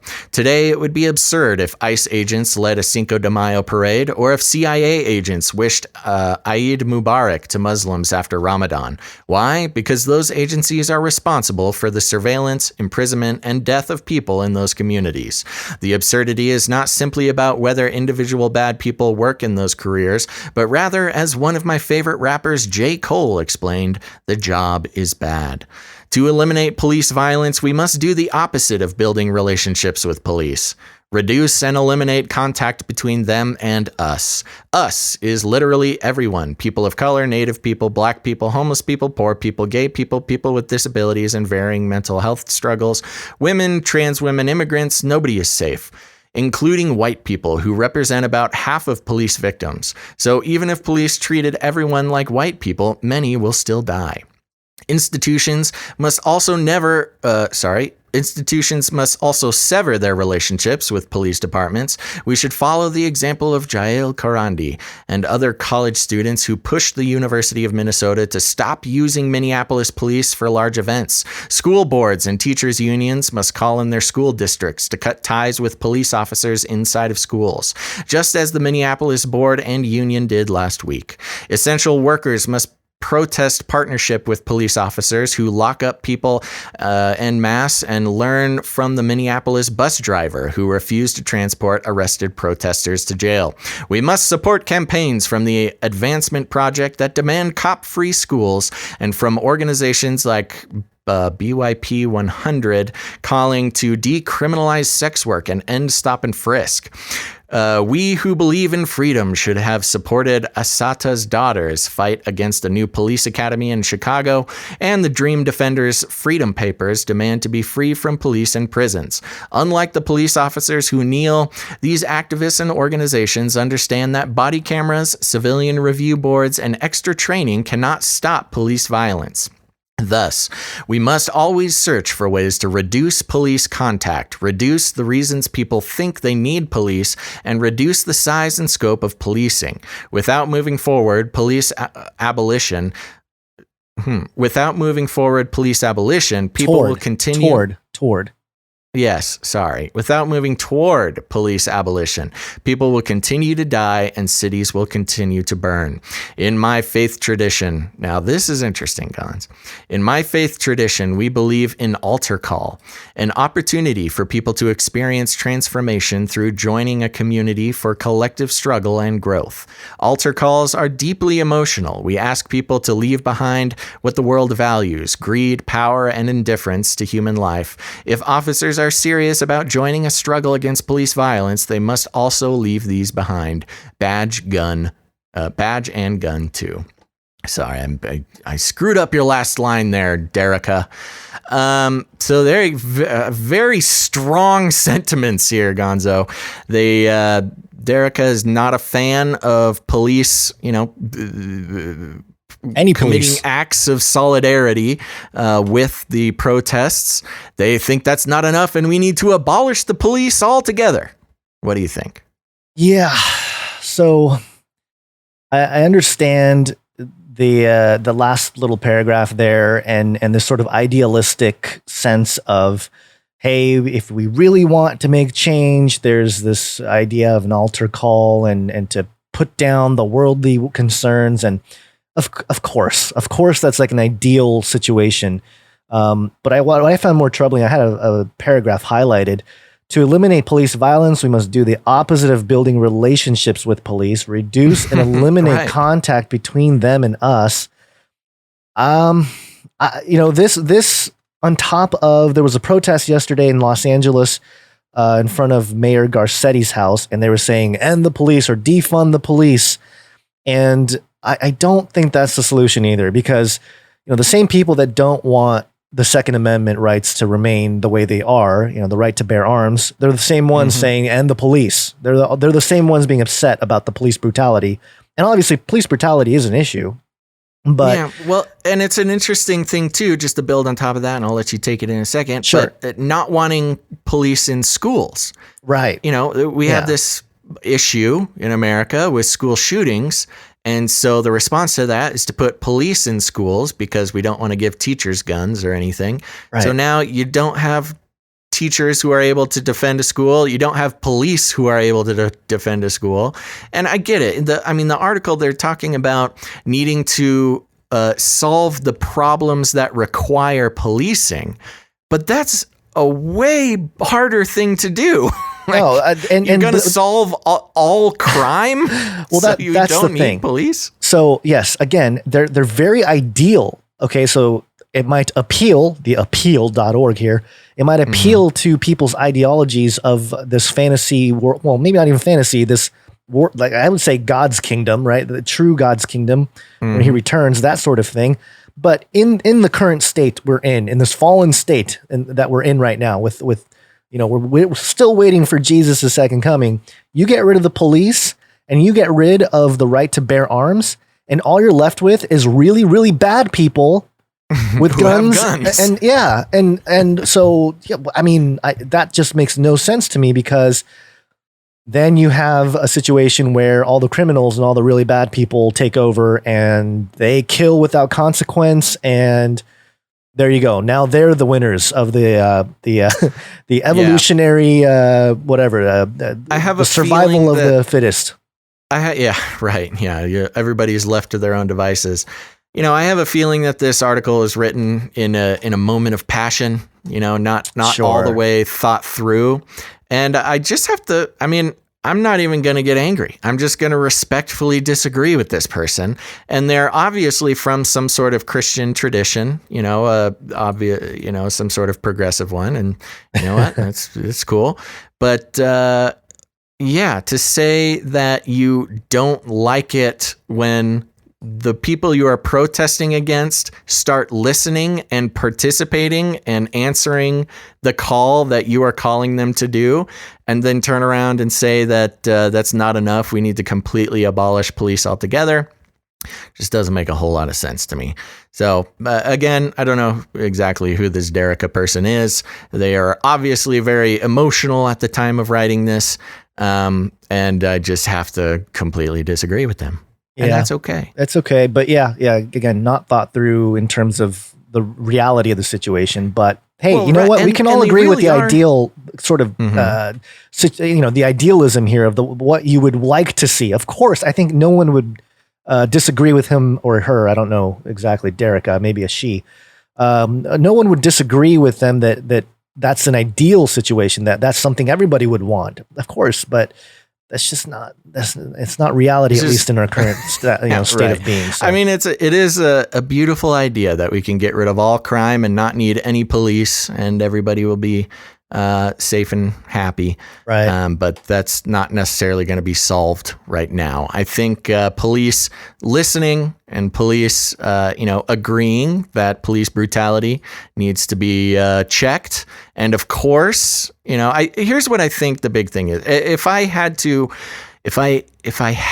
reach out and make a connection with this Derica person, let me try. I agree that none of this kneeling of the police or anything means anything if they don't push for actual actions afterwards. Right. Okay. And I think that's the core of the conversation. I'm doing my best to make a connection with somebody that I don't agree with. Thank you, everybody, for your and thank you for your praise here. I'm doing a very good job. But of course. Oh shoot! I totally lost my train of thought, giving myself some giving yourself hilarious praise there. No, okay, I got it.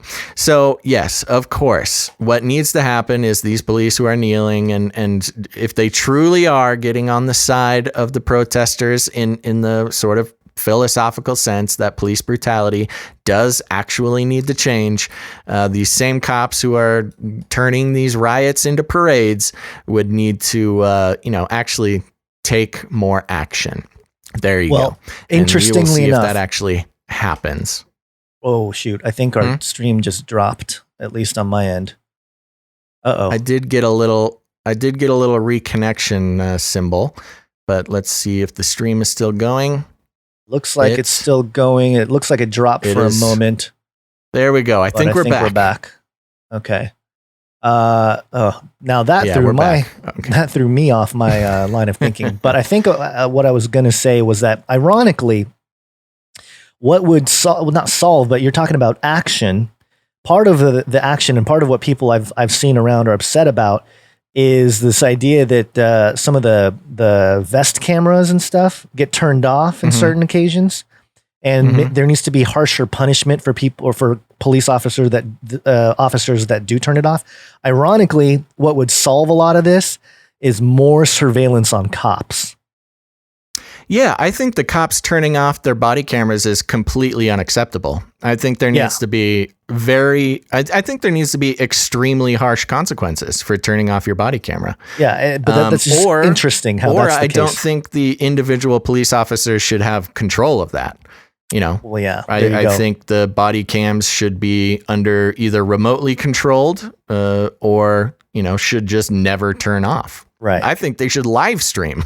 There should be a place where you can live stream all police cameras. In a certain level of things on one hand, yes, that makes sense to keep the bad cops accountable. On the other hand, welcome to the virtual panopticon where we all spy on each other to make sure we're not getting out of line. It's just a rock in a hard place. But that's pretty much it. And I do want to thank DJ Chuck Norris for his super chat, and he said one word: China. China. Just like Trump. Trump's been tweeting a lot of cat phrases again recently, by the way. We have a break jingle from Godspeed. Yes, we got some great jingles. As if you've listened to the show before, you know we play a lot of jingles, and a lot of our jingles are created by listeners. And when you make us a jingle and we play it, you're not a listener. You're a producer of the show. So we have a producer who sent in our Take a Break jingle. Let's go. It's break time.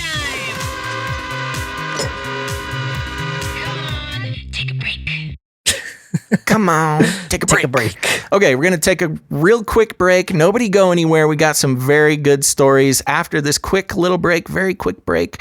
But I want to take a second to thank some new Twitch followers. Gonzo, are you ready? You got your dinger dinged? Got my dinger ready to go. Okay, here we go. Some quick thank yous to Canonic Cat. All right. Shorty Torg. It's Widget. Thai Girl 4JC. Pablo Swagular. That's a funny one. Sarah Cavilla Fane. Twitcher 987123. We've got a new plague. Ooh, scary. I know, a new follower, Old Crow Cup of Joe.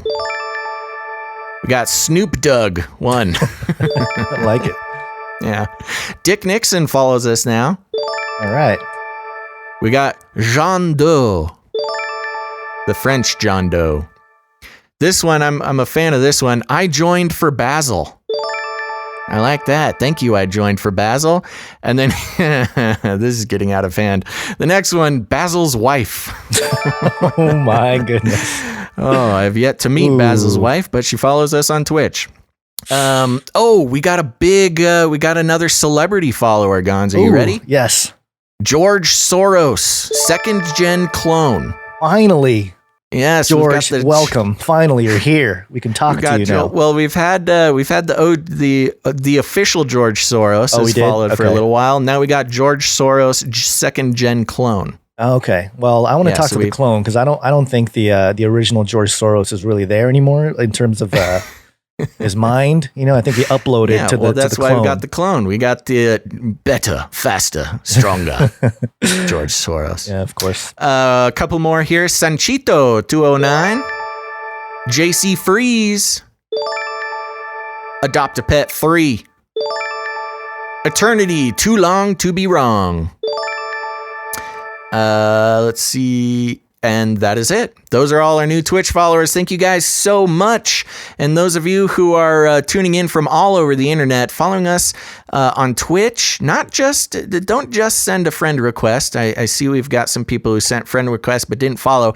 You got to follow us on Twitch and watch the show live on Twitch because that's the Twitch chat is the most fun chat. And Twitch has a lot of great tools that we're hoping to unlock to help support ourselves and make the show much better. I think that's going to be great. And so we really appreciate it so much when you guys watch the show live on Twitch. Numbers are pretty good today on Twitch, although I think we're getting pushed down the rankings for maybe just being who we are, Gons.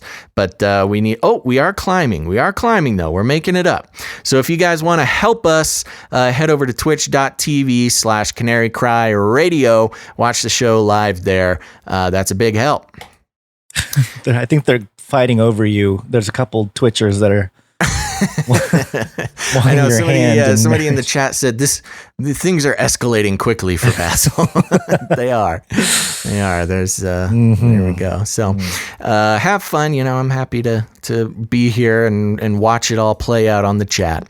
I want to let's save thanking our Patreon and PayPal people for later on in the show because we're gonna make this break a quick one. Anything else to do during the break, Gons? No. Oh, it's a new world order. It's here. Okay, let's go. All right. Is it? What? You got this? Is you this want me you to get or this? me? Are you wait? Oh no, this is mine. Okay. This is you. Sorry. It's I was okay. gonna let I'm you waiting. take one. Because that article was just so long that I just read. Yeah, I know. Yeah. Okay, so Tom right Cotton A lot of people saw this tweet. Tom Cotton, he's a U.S. Senate candidate for Arizona, I believe. He's a military guy. I think he's been in the Senate or a congressperson for Arizona for a while. He tweeted out a couple days ago referring to the protests, and I just wanted to throw this out there. Again, we've got a lot of military listeners, so I want to know what they think. So make sure to put it in the chat so we can read it on the show here. He tweeted on June 1st in a long string of tweets, and he said, and if necessary, the 10th Mountain, 82nd Airborne, 1st Cavalry, 3rd Infantry, whatever it takes to restore order, no quarter for insurrectionists. Oh my gosh, the show burps. I'm sorry. I got the show burps again. Whatever it takes to restore order, no quarter for insurrectionists, anarchists, rioters, and looters. Okay, now this obviously taking a very strong stance against specifically I think he's specifically talking about rioters here. I won't group in the peaceful protesters. But it made a big stink. People made a big deal about it when he mentioned no quarter. Right. And there's a lot of different people coming at this. Some people calling it, no quarter is a war crime, which it might very well be, according to Geneva Convention. But he's been fighting back on his Twitter, saying that no quarter is not a war crime. It's not a big deal. It just means, be harsh with people. And I don't disagree that maybe that's what he meant by it. He cited collinsdictionary.com for the definition of no quarter, meaning if you say that someone was given no quarter, you mean that they were not treated kindly by someone who had power or control over them. So there you go. He's just saying don't be kind to looters and rioters. But if you look up no quarter, I'm just looking from the Wikipedia because it was the first thing that came up. The Wikipedia for no quarter says the phrase no quarter was generally used during military conflict to imply combatants would not be taken prisoner, which made sense. No quarter. You don't give them quarter. You don't take them prisoner and take care of them. But then it says the phrase no quarter was generally used during military conflict to imply combatants would not be taken prisoner, but killed. So, according to this definition, specifically means to not take prisoners, but to kill everybody. Is this where we get the phrase take no prisoners? I don't know if this is where it comes from, but it sounds like the military term for take no prisoners. Right. And which would mean, when you don't take prisoners, you don't just let them go. You're right. Oh, we're not taking prisoners right now. Sorry, buddy. Go on your merry way. Yeah, no, it was used in the context of when I was a competitive athlete. They would always tell me, take no prisoners, and it was right. a way to say destroy the opponent.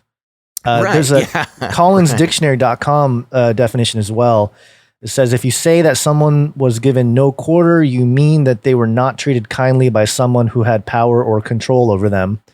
A little less brutal here, but I don't know. Yeah, it's more of a either phrase way, definition. it's, he feels very strongly about not treating the rioters nicely.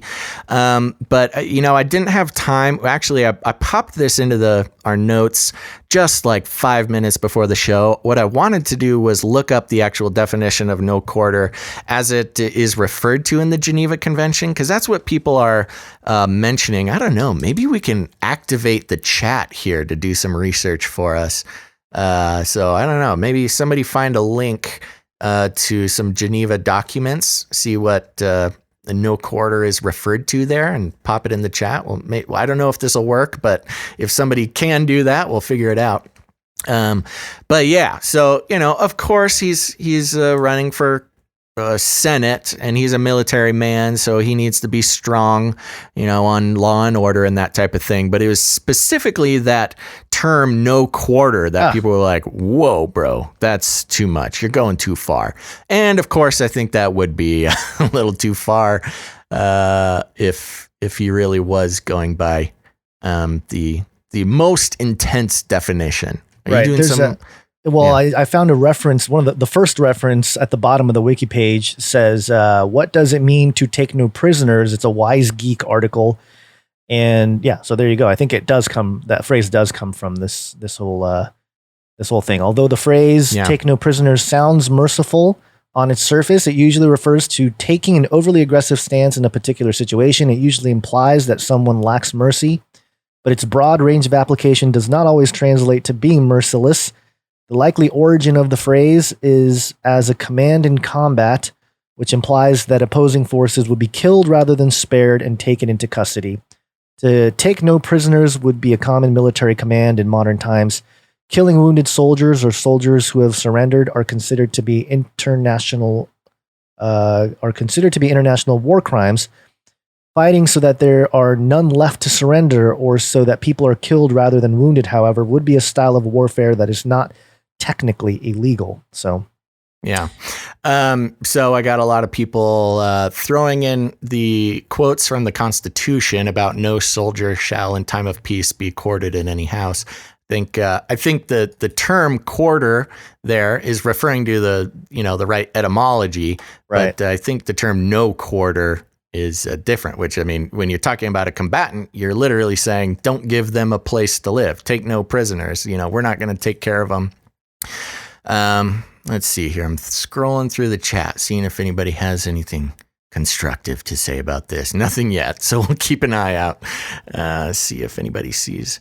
Yeah. To give no quarter means to show no mercy, to award no clemency, to give no quarter originally applied to military situations if a victor was not willing to take care. Yeah. So there you go. So Tom Cotton's getting a lot of pushback about this no quarter comment. And I got to say, too, look, I see some people in the chat also saying, no mercy to the looters. They are human beings, and they're not doing good stuff. They certainly need to go to jail if they're breaking the law.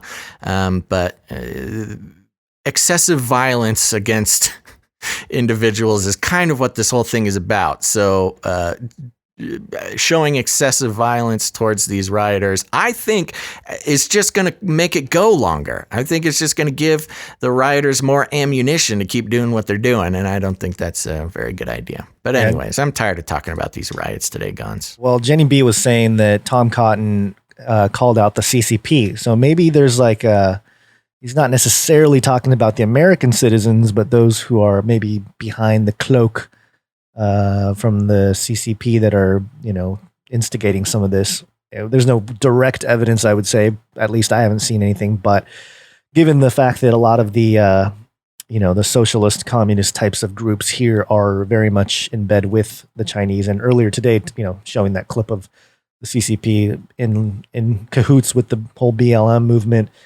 maybe that's what he was talking about. That he's going to take some strong actions against China. Okay.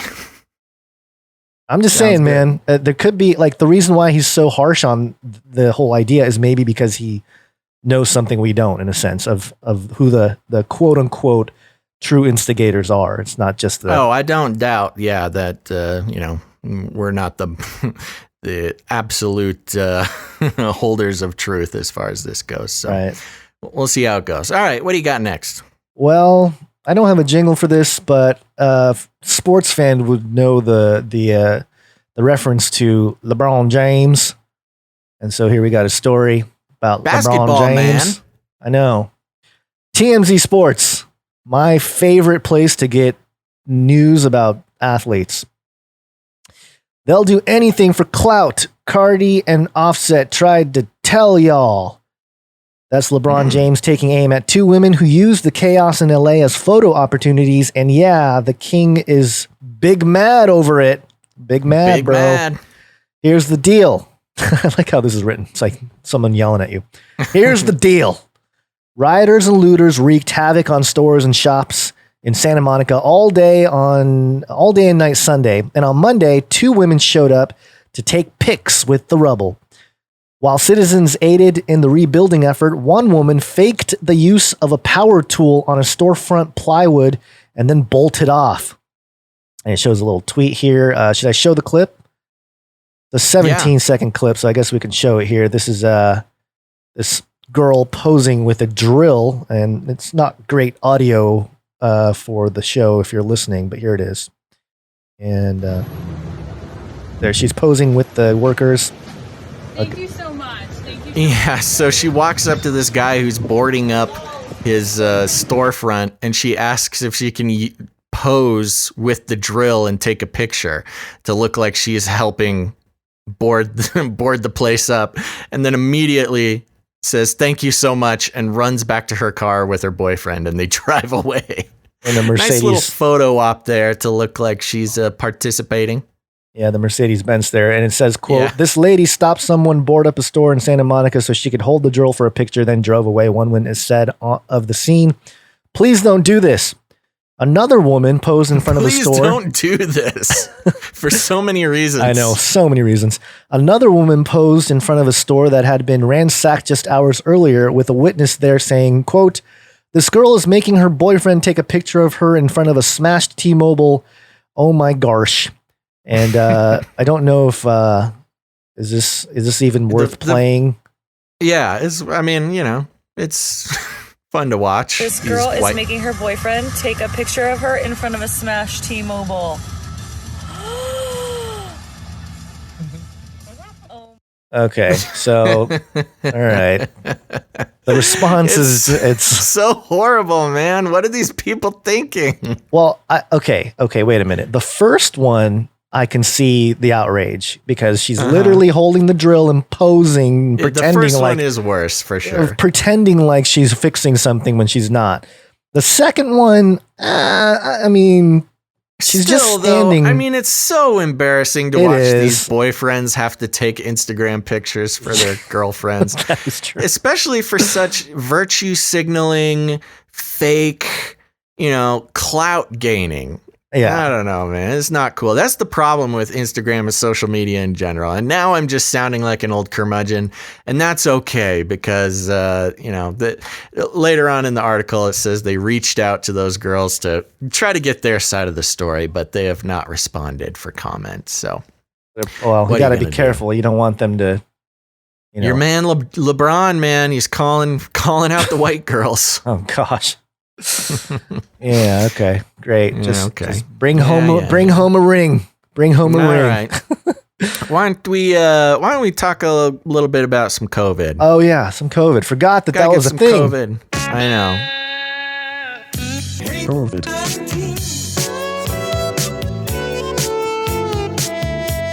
This is zerohedge.com. Oh, go ahead. What was it? Let me just give a quick shout out to a 6-string commando. Very faithful Twitch viewer. Good to see you in the chat there, 6-string commando.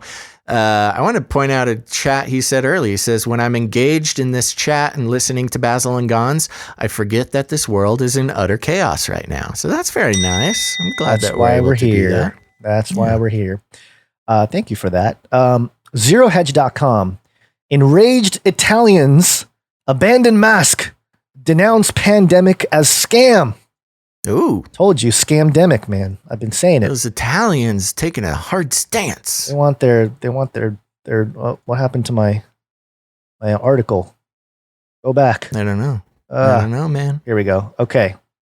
It says, hundreds of Italian demonstrators gathered in Rome's Piazza del Popolo on Tuesday, ditching their masks in a protest against the Italian government's lockdown restrictions aimed at controlling the spread of the Ronas. The group, which calls themselves the Orange Vests, is led by retired, Carabinieri General Antonio Papalardo, who doesn't believe children should be made to wear masks according to time. Refusing to wear a mask himself, Papalardo said, quote, "These lungs of mine, I take care of my lungs. Breathing is sacred." I like the Italians. And then it's got a little quote. "The people packing the square didn't adhere to social distancing guidelines set by the government." Papalardo portrayed such containment measures as an infringement of freedom. Other speakers at the protest asserted that the pandemic never existed and alleged that politicians had played it up to enhance their own powers. And that was the little quote from Time magazine. Elsewhere in Rome, opposition leaders, including League Party chief Matteo Salvini, marched on Tuesday to demand that the government resign. A lot of people telling people to resign and step down. Yeah, get the government out of here. Unveiling, I like those Italians. Yeah, unveiling an Italian flag along the Via del Corso, Rome's central artery. The gathering soon turned into a procession led by Salvini and two other party leaders, Giorgia Meloni on the right-wing Brothers of Italy and Antonio Tajani, who co-founded former PM Silvio Berlusconi's center-right Forza Italia, according to France 24. According to a Facebook post by Salvini, the march was, quote, a symbolic gesture to make heard the voices of the citizens who do not give up. And it has the quote here, as Italy faces the worst recession since the war, the crisis could further bolster the far right, with the country scrambling to support businesses. Quote, there's an immediate need for money for the Italians, yet we are promised the recovery fund in 2021, Salvini told reporters, referring to the 750 billion euro European recovery plan. There can be no forgotten Italian workers, he added. He also expressed opposition to the government's decision to temporarily allow illegal immigrants to work on the land or as domestic helpers, kind of like replacements. Salvini was spared standing trial last week by a special committee over allegations of illegally detaining migrants at sea. So there you go, Italy making their voices heard and calling the whole thing a scam. I don't know. I stand with these folks. Yeah, you know, the Italians is an interesting situation in regards to the EU because they are constantly fighting with the EU to get what seems like they should be entitled to, but the EU just doesn't want to help them out as much as they need. Yeah. So, you know, the Italians are constantly, I mean, they're the ones who, one of their leaders, what do they have over there? I don't know if they're senators or Congress people. I'm not sure how the government works. One of their, whatever their equivalent of the Senate is, straight up had a woman, one of the senators, again, I don't know what they are, just calling her a senator, stand up and do a whole presentation on how they need to arrest Bill Gates. Right. I mean, in the official Senate, they're doing this. It's crazy. Yeah. I remember reporting on that a few weeks ago. So definitely one of those issues where, you know, the people have had it, and I'm sure we're going to see the stories about the spike in Italy. Did we just have an earthquake? I got a text from the wife. Know. She said, we just had an earthquake. We're not in the same place, so I don't know if you had an earthquake. Okay, I'm just checking on the wife. Make sure she's okay. She's not well, quaking. You know what? I did feel. I thought the doors were just loud and was being closed loudly, but maybe there was a little shake. Let me check up on that real quick. Yeah, you make sure everything's good. I'll get into. It's actually. No, well, the next thing is mine. A clip.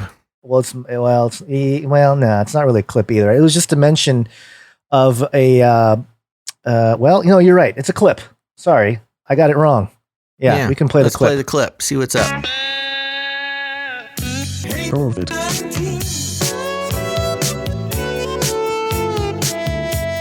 This is a yahoonews.com. Your favorite new outlet, Basil. Your favorite balanced outlet. I love those Yahoo peeps. Balanced. I'm using air quotes. Balanced. Okay, here we go. With our country still in the grips of the coronavirus emergency. In the past 24 hours, there have been more than 19,000 new cases reported here in the United States and 600 new deaths. Stephanie Ramos has the latest. This weekend, COVID crossing yet another alarming milestone. 6 million cases reported worldwide, and with more than 100,000 deaths in the U.S. so far, a warning from the CDC predicting that the U.S. could pass 115,000 deaths in less than 3 weeks. An urgent alert as demonstrations nationwide are organized to end police brutality in the aftermath of George Floyd's death. Many people walking close together, not wearing masks. Atlanta's mayor concerned infections may spread in the crowds. If you were out protesting last night, you probably need to go get a COVID test this week, because there's still a pandemic in America that's killing Black and brown people at higher numbers. In Missouri, a warning from authorities after a person who visited the Ozarks during last weekend's Memorial Day holiday tested positive for COVID-19. The local health department releasing a timeline of the person's whereabouts to inform people who may have been at the same locations. The person visiting various bars last Saturday and Sunday, including this packed pool at Backwater Jack's. The bar releasing a statement saying they will continue to take additional precautions throughout the summer to reduce risk. The mayor speaking out on the incident. This is not the kind of image that I think we want to be projecting. In Florida, Miami beaches were supposed to open today, but that has Good been pushed input, back. Mayor. The CDC Nice wants to clip. remind Americans ahead of summer that if they travel or, for instance, go camping, they may expose themselves to the virus. We are not in the clear yet, George. It has not passed. Okay, Stephanie, thanks very much. Okay, Stephanie, thanks very much. Stop ads, stop. Okay. Yeah, so there you go. You know, a lot of people questioning with all this, with all these groups of people banding together and rioting and just protesting, you know, whatever way you're handling yourself. We should be seeing a huge spike. Now, this says that there's been 19,000 new cases in the past 24 hours, which is not insubstantial or unsubstantial. But there you go. I mean, have not heard a lot about COVID going on recently. Of course, there's more pressing matters to attend to. And as we know, you know, when the fear mongering of the COVID started to ease off, people started opening up, businesses started opening up. That's just when all this rioting happened. Some may think that wasn't so much of an accident, but you know, who knows? I do got to say, Guns, so real quick, just to address the chat, Viva la Resistance 2020 asks a question. They say, I'm going to ask everyone and every day until someone responds. Please jingle song of COVID-19, all caps, Guns, please. And I don't quite understand the question, if they wanted to hear the jingle or if they want to know what the song is. But then we also got slammed by Carla Seven Earthful, who says, Canary Cry Radio didn't answer emails. What a pity. I gave up on trying to make jingles or else they don't give me email feedback. Give us a break. Come on. We get a lot of emails. We try our best to get back to you. Very sorry if we don't respond to your email in a timely manner. I'm not sure who in what your email is, but we try to get to as many emails as possible. And yeah, and I don't know if you want, we'll play the COVID jingle. We're going to be doing that. So I hope that was the question. If you're asking a different question, you just let me know. So okay. Earthquake was Earthquake. What's the deal? 5.1. Didn't really feel like, I didn't think it was a 5.1 or anything I felt. I felt like a door was closing. So maybe the door closing was the earthquake. But I think we're okay here. I'm not seeing anything too crazy other than people freaking out that there was an earthquake on top of madness. 5.1. That's not nothing. No, that's definitely, wife telling me that she said it was a jerky one and that she felt it pretty strongly where she's at right now. So hopefully everyone's safe out there. What is the song? Viva la Resistance is asking what the song is. We don't know because that was a jingle that somebody sent in. So it could be something that we didn't make that one, so we don't know what it is. So okay. Yeah. Well, you want to do another story here? Yeah, you know what's interesting though? You had a story down here about Yellowstone. But we'll get to later about earthquakes. So yeah, let's just do it right now. Do it real quick. Okay, so no jingle, just earthquakes. Breaking earthquake news. Yeah, since there was an earthquake. The mindunleashed.com. I'm sure there's some other outlets about this, but this says swarm of earthquakes in Yellowstone renews fears of supervolcano eruption. This is on June 2nd, so yesterday. The article reads, the U.S. Geological Survey says it's monitoring the area near Yellowstone National Park, where a swarm of earthquakes has caused renewed concern over the area's underground supervolcano. Although statistically unlikely, No kidding. A supervolcano eruption would release the equivalent of 1,000 Hiroshima atomic bombs. Oh my gosh. And wreak unprecedented destruction. The area, West Yellowstone in Montana, reported around 11 earthquakes on Friday and a total of 34 in the last month. Though considered low-magnitude quakes, the tremors extended 3 miles underground. According to Yellowstone National Park's website, quote, Yellowstone is one of the most seismically active areas in the United States. Approximately 700 to 3,000 earthquakes occur each year in the Yellowstone area. Most are not felt. They result from the extensive network of faults associated with the volcano and surrounding tectonic features. Situated on the northwest Wyoming, Yellowstone National Park brings in millions of annual tourists who marvel at the geysers, steam vents, and bubbling eddies of geothermally heated water. Park officials say that the earthquakes there are caused by volcanic fluids entering shallow rock fractures. Yellowstone sits atop one of the only 2 supervolcanoes in the U.S. contained within 3 overlapping calderas that represent past eruptions from hundreds of thousands and even millions of years ago. Scientists say the Yellowstone volcano is roughly 34 by 45 miles wide and only 3 miles below the surface. Its last eruption was 640,000 years ago, when it is estimated to have dumped over 2,000 times the amount of ash as Mount St. Helens eruption. Swarms of earthquakes are not unusual in the area. In 2018, the park recorded a swarm of 153 quakes. The U.S. Geological Survey says the odds are only 1 in 730,000 that the Yellowstone supervolcano will erupt this year. However, the supervolcano eruption threat has become a predictable meme in recent years, usually resurfacing during earthquake swarms. The reason is that if a supervolcano did go off, it would definitely be a game changer. Wow, you think? Yeah, a BBC feature on supervolcanoes described the aftermath. Quote, the sky will darken, black rain will fall, and the earth will be plunged into the equivalent of nuclear winter. Yes, very good. Volcanists insist there is no imminent threat of a supervolcano eruption at the moment, but larger earthquakes and hydrothermal blasts could present a real danger to tourists. And then they kind of repeat themselves a few more times to end the article.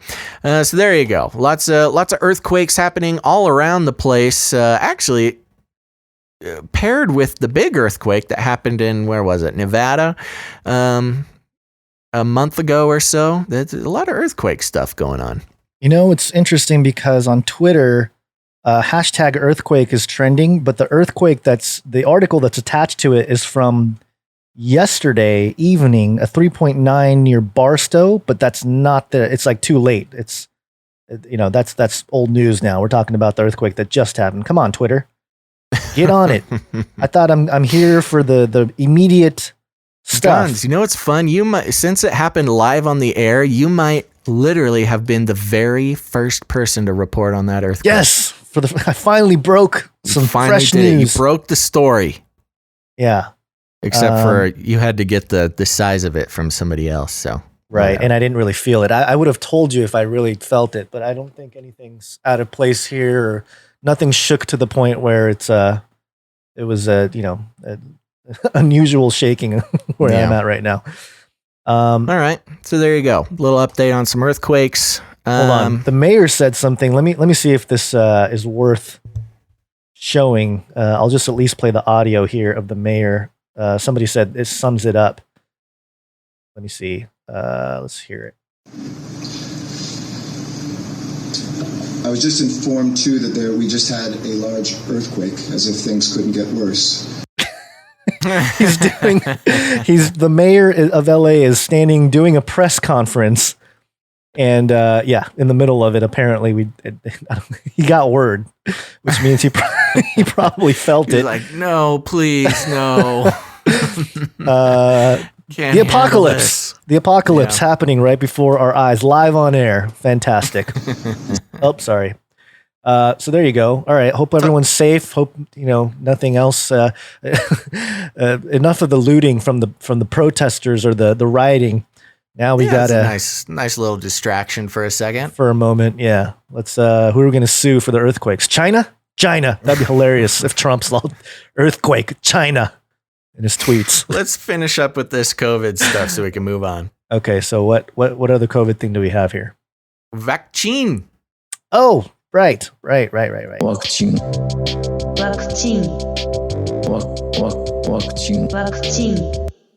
So, one of the things, our feed, if you're a old timer, if you're an OG in the truther space, you would know about Revelations Radio News and Revelations Radio Network.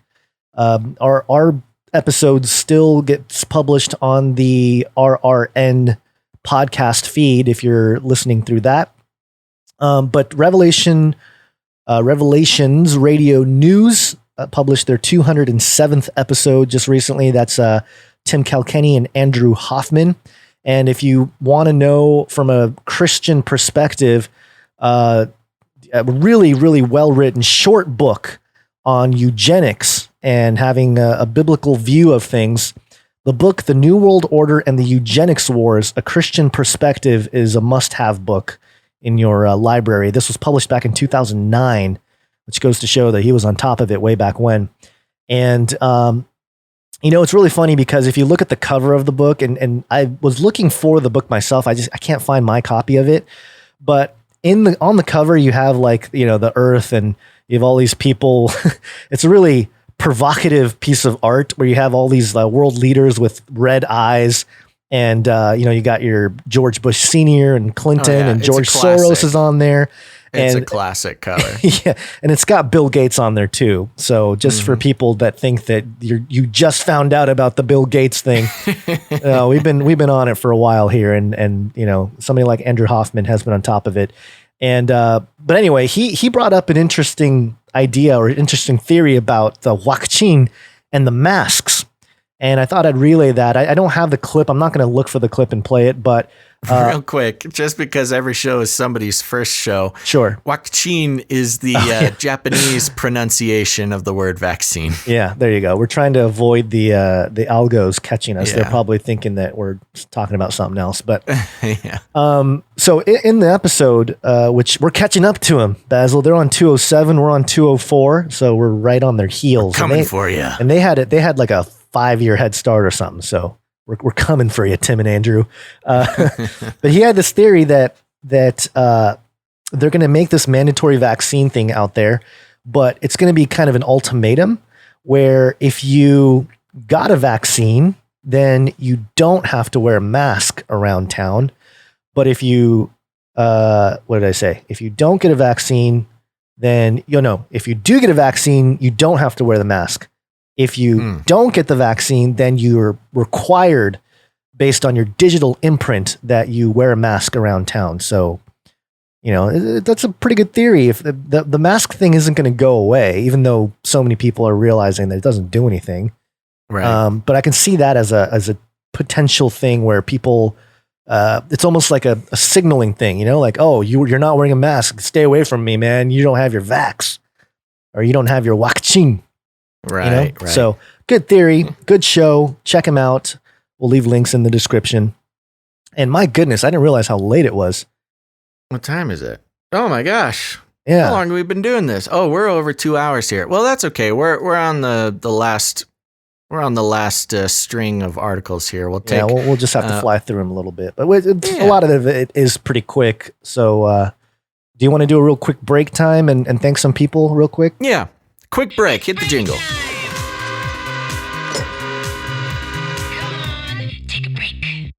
Come on, take a break. Okay, just a quick break. We got some people to thank.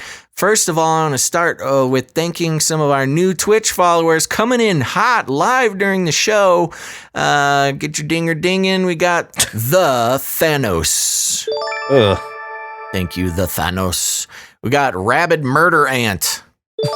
Whoa. Thank you. Thank you for the follow, Rabid Murder Ant. We've got Overlord of the West. Nice. That's right. And Maybe one he knows. more What happened with the earthquake? medieval egg stew. Nice. That's an interesting. I love these names, guys. Recipe. Great job. Thanks for following us on Twitch. Again, if you are watching somewhere else, consider heading over to Twitch, twitch.tv/Canary Cry Radio. That's twitch.tv/Canary Cry Radio. It helps us out a whole bunch. We were rated number 2 earlier in the show. Then we fell down to 16th on the ladder, and now we're number 10. So we're still climbing the ladder. We need some people to head over to twitch.tv/Canary Cry Radio. And thank you for those who are watching live.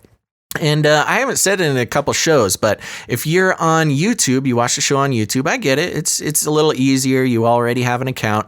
But here's the fun thing. The fun thing is going to Twitch, making a new account, and being able to redefine yourself, to change, your user name. Over on YouTube, usually it's just your first and last name. But over here, we got some very creative followers making some creative, very creative names like George Soros second gen clone, things like that. Because we got some of the 4 horsemen of the Technocalypse, some big movers and shakers in the world who follow us over on Twitch. So join them. And I'm trying to think of maybe who we would want to follow next. Get creative. You can figure it out. Yeah. And on top of that, I want to remind everybody that we are, this whole show is a value for value proposition. What does that mean? Well, what it means is we make the show, we put it out there. We're going 3 days in a row now. We're working hard, Guns. This is, I know. I don't know if this is sustainable, but we're doing it now. Yeah. And the way it works is if you get value out of the show, you get the opportunity to put some value back into the show. It's the only way that it works. We don't believe in the current advertising model for a lot of different shows around the world. I think that it's that's the problem with the internet. That's why, the more clicks, the more eyeballs. Say whatever you want, do whatever you want, as long as you got people looking at the page, because then you can get advertisers to pay big money for it. So we're not into that. We don't believe in gaining your trust and your attention and then turning around and selling it to big corporations for our own personal gain. Instead, we just put out our product and ask that if people get value, they put value back in. And if you don't get value, okay, I get it. Hurts my feelings, but that's okay. But there's a lot of ways to do that, not just financial. As you've heard on this show a few times, a lot of listeners send in jingles, create jingles for the show. It's nice now. The past few jingles that come in, we didn't even have to specifically ask for a jingle, and they are listeners of the show. They know where a jingle needs to go. They know what they need. They know what we need, and they deliver. Like our Take a Break jingle is one of my new favorites. And so if you are a talented person, or even if you're not talented and you just want to screw around with some audio software, make a jingle for something we cover on the show, you can send that to canarycryradio@gmail.com. That's very helpful. And you'll hear it on the show, and we'll give you a big thank you. So thank you very much. A lot of creative people. Speaking of which, also, if we have any artists, people, if you're drawing during the show, who is it? Jay Vela, a listener, and someone who pops in on the chat, made us some awesome artwork that I posted on Facebook today. I don't know. I believe they drew it during the show and sent it over, and it's very cool. Posted it on Facebook. We can use it in newsletters and things like that. So if you're a creative person or an artist out there, send us what you got. Your Canary Cry inspired art.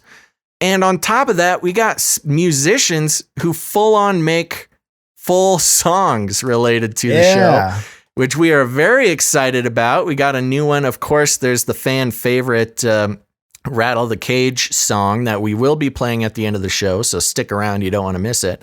But we got another one, a People Zoo song. Gons, who was it? Who sent that in? Oh, You're putting me on the spot with the name. Oh, that's okay. I forgot the name. I thought you might have had it in front of you. Look it up on the email and chime in when you got it.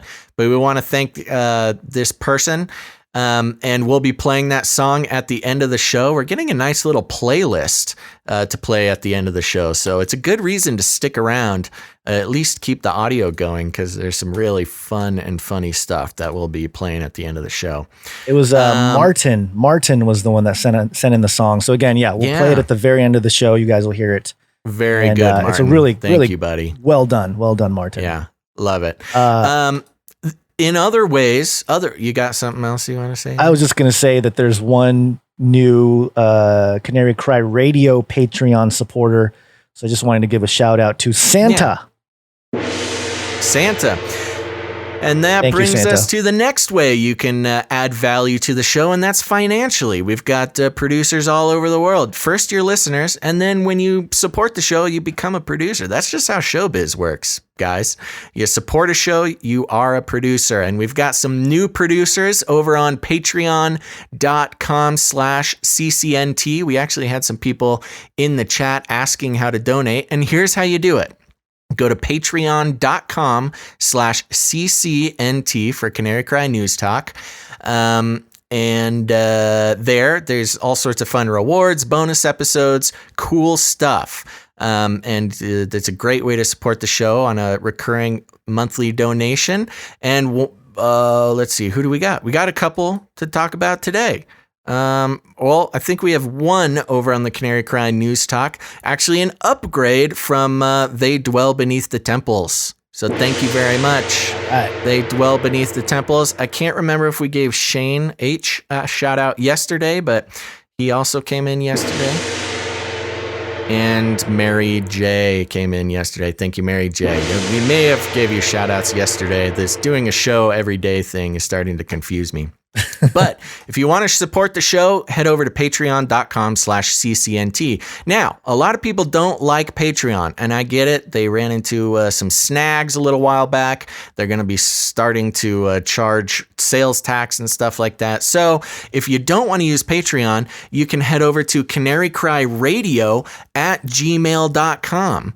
Nope, that's wrong. That's our email address. You can head to canarycryradio.com/support.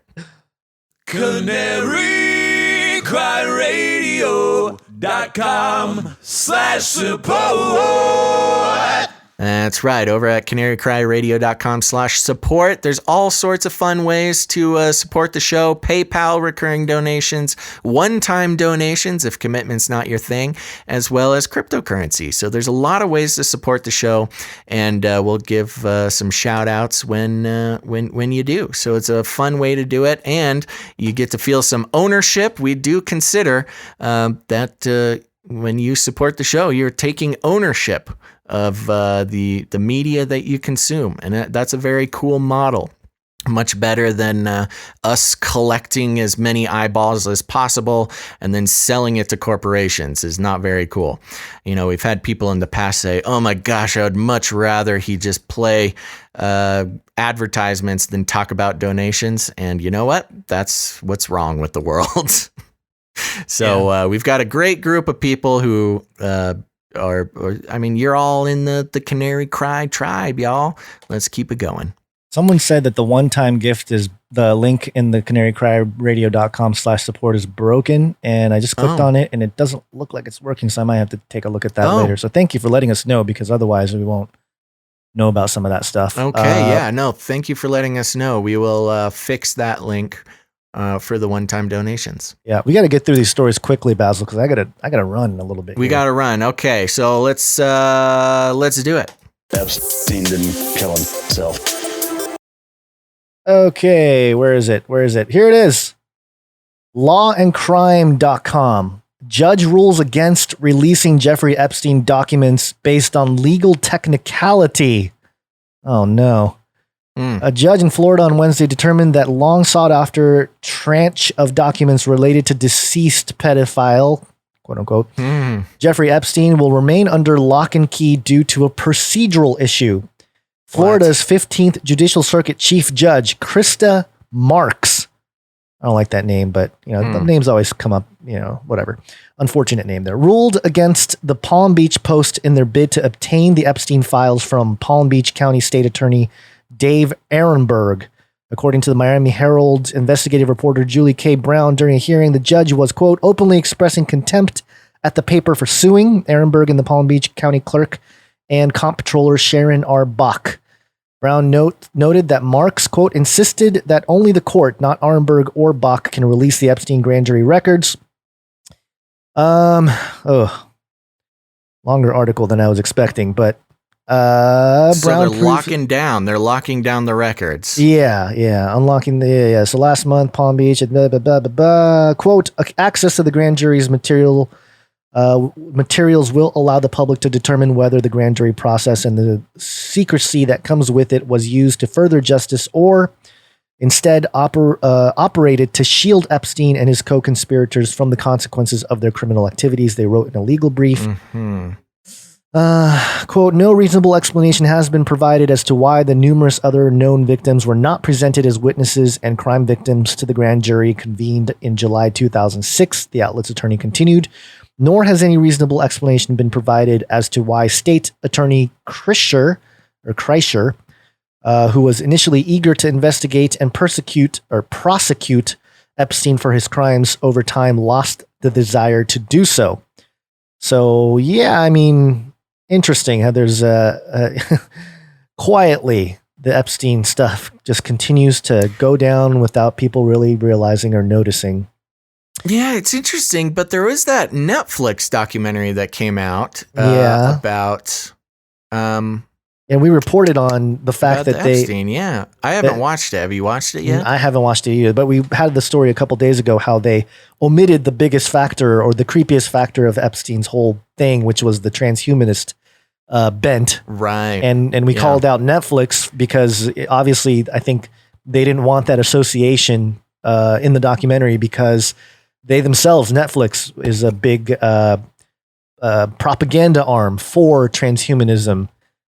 So it would make sense that they would kind of steer away from those sentiments that they share any kind of common goals with the Epstein whole saga there.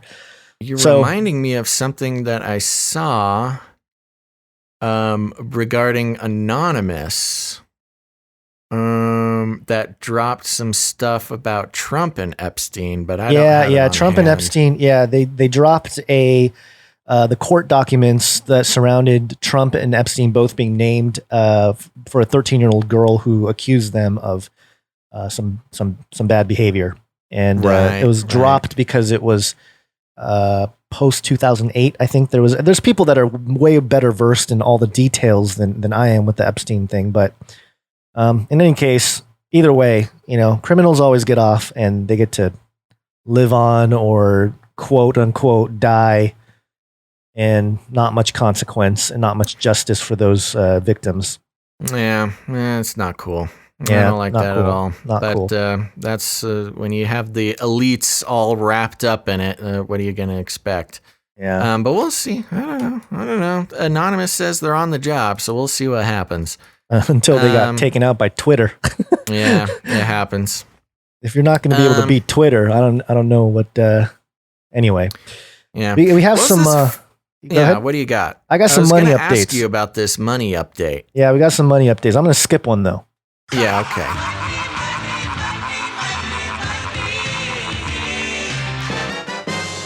$100 billion. I don't have any money. So NPR.org reported millions of Americans skip payments as tidal wave of defaults and evictions looms. And basically talks about how a lot of people, obviously in America, aren't able to pay their mortgages or their credit card bills. But the government is trying to help out, trying to make it so there's not, as much of a penalty and that sort of thing.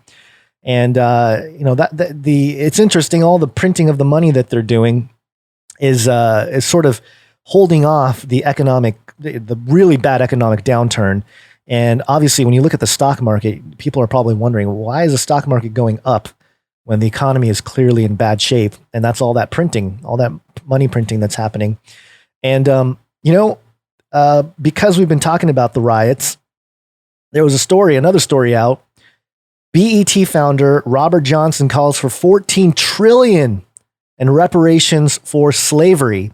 I'll just read the key points here without getting into the article. Quote, now is the time to go big to keep America from diving into two separate and unequal societies. Kind of feel like it's too late for that.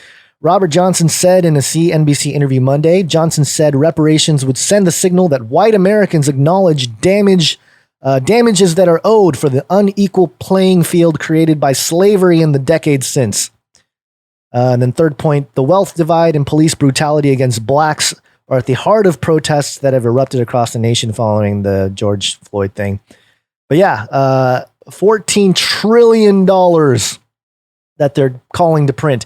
And you know what? That sounds like a lot of money, and it is obviously a lot of money. And we've talked about modern monetary theory and the government claiming that $1 is worth $1 and that dollar never loses value, even though we've already lost like 90-something% of the purchasing power of the dollar since it first became a thing. And the thing that's interesting is that the idea that, the Federal Reserve can print endlessly, it's becoming more well known, but New York Governor Cuomo I don't think they're supposed to really say this out loud, but listen to this cat out of the bag 7-second clip. Here we go. When you need to find the money, you can find it. Let's be honest. The I don't hear it. Has a printing press in their basement. It's only coming out of one ear. I don't know if it's listeners of the show might be able to hear it. I don't know why it's only coming out of one side, but let me repeat what he says here. When you need to find the money, you can find it. When you need to find the money, you can find it. Let's be honest. The federal government has a printing press in their basement. Oh, did it come back to both sides? There we go. Yeah. Interesting. That was weird. Oh, let me play it one more time. Okay. When you need to it got bad again. I don't know what's going on. Is that a connection issue? It's such a good clip. I'm so sad. Let's be honest. The federal government has a printing press in their basement. He says, let's be honest. The federal government has a printing press in their basement. So yeah, in their basement, they have a printing press. Yeah, he's saying the money's there. The government can make the money. They have a printing press in their basement. What's the big deal? Yeah. That's a great question, Cuomo. Yeah. And then one more clip that a protester said on, I think this is Univision, which is a Mexican outlet, but he's speaking in English here. Let's see if this works. What's your message to the... Uh-oh. Did you hear that? Can you hear that? I heard it for a second. To the family of George Floyd, is going to have funeral services this week. What do you want to tell them? I'm deeply sorry for your loss. Unfortunately, we live in a system that will not allow us to thrive or strive and has continually been literally on our necks. So my macro solution for this problem for everyone is to opt out and exit the economy as a whole. And the way we do that is by buying Bitcoin. Buying Bitcoin is how you exit out of the economy. Bitcoin go to moon. That's fun. Bitcoin hit 10K again recently. That was very fun. And then it got smashed back down in a Bart Simpson pattern. For those of you who are traders out there, the charts, if you look at it, looks like the head of Bart Simpson. It goes up, kind of rattles up and down a little bit, and then swings back down. It's a manipulation. And you got to think about it. Bitcoin's entire market cap is less than some of the richest people, publicly rich people out there. So, like Bezos, in theory, has almost just as much money as the entire Bitcoin market cap at the moment. And so if it ever goes up, then, less volatility as the entire market cap becomes parity with gold, as some people are expecting. So just something to keep in mind out there. And one more quick thing for Bitcoin. I won't even really get into it, but basically, Canada, cryptocurrency firms now recognized as money services or money service businesses in Canada. So there you go. Canada officially saying that businesses can recognize Bitcoin as money or cryptocurrency as money. Yeah, so here we go. Nice. This is some changes coming along. And one way that, the guy is right in a sense. One way you can vote out of the fiat system and the whole corruption, because a lot of the corruption does stem with the economy, is to move it into Bitcoin or move it into gold and own that gold, for yourself. And that's the thing with Bitcoin. You can own your digital money in your, not physically in your hand per se, but you can own it yourself rather than having your bank be your custodians of your dollars, which at any moment they can shut it down, and there you go. Then you'll be stuck without any money or any access to your money. And that's when true chaos would start, Basil, when people can't get money out of their banks. And that's already happened to other countries. Yeah, well, that's a great point. And I want to mention something. I believe it was Margiver. I'm looking for it in the chat. Yeah, I believe it was Margiver. They sent us an article on the Patreon there. They're a Patreon supporter. Thank you very much. And Patreon has a little messaging service within it, so our patrons can message us directly. I'm looking at it now, and it is a page called weforum.org, but there's a title, World Economic Forum. Okay, we should read this. This is from the World Economic Forum, weforum.org, titled, "Now is the Time for a Great Reset." Ooh. COVID-19 lockdowns may be gradually easing, but anxiety about the world's social and economic prospects is only intensifying. There is good reason to worry. A sharp economic downturn has already begun. Just play the money jingle real quick. One of them. I got it. I need it. $100 billion. I don't have any money. Okay, there we go. Now I'm ready. There is a good reason to worry. A sharp economic downturn has already begun, and we could be facing the worst depression since the 1930s. But while this outcome is likely, it is not unavoidable. To achieve a better outcome, the world must act jointly and swiftly to revamp all aspects of our societies and economies, from education to social contracts and working conditions. Every country, from the United States to China, must participate, in every industry from oil and gas to tech must be transformed. In short, we need a great reset of capitalism. There are many reasons to pursue a great reset, but the most urgent is COVID-19. Having already led to hundreds of thousands of deaths, the pandemic represents one of the worst public health crises in recent history. And with casualties still mounting in many parts of the world, it is far from over. This will have serious long-term consequences for economic growth, public debt, employment, and human well-being. According to the Financial Times, global government debt has already reached its highest level in peacetime. Moreover, unemployment is skyrocketing in many countries. In the U.S., for example, 1 in 4 workers have filed for unemployment since mid-March, with new weekly claims far above historic highs. The International Monetary Fund expects the world economy to shrink by 3%. The world economy to shrink by 3% this year. Holy smokes. A downgrade of 6.3 percentage points in just 4 months. All of this will exacerbate the climate and social crisis that were already underway. Some countries have already used the COVID-19 crisis as an excuse to weaken environmental protections and enforcement. And frustrations over social ills like rising inequality, U.S. billionaires' combined wealth has increased during the crisis, are intensifying. Left unaddressed, these crises, together with COVID-19, will deepen and leave the world even less sustainable, less equal, and more fragile. Incremental measures and ad hoc fixes will not suffice to prevent this scenario. We must build entirely new foundations for our economic and social systems.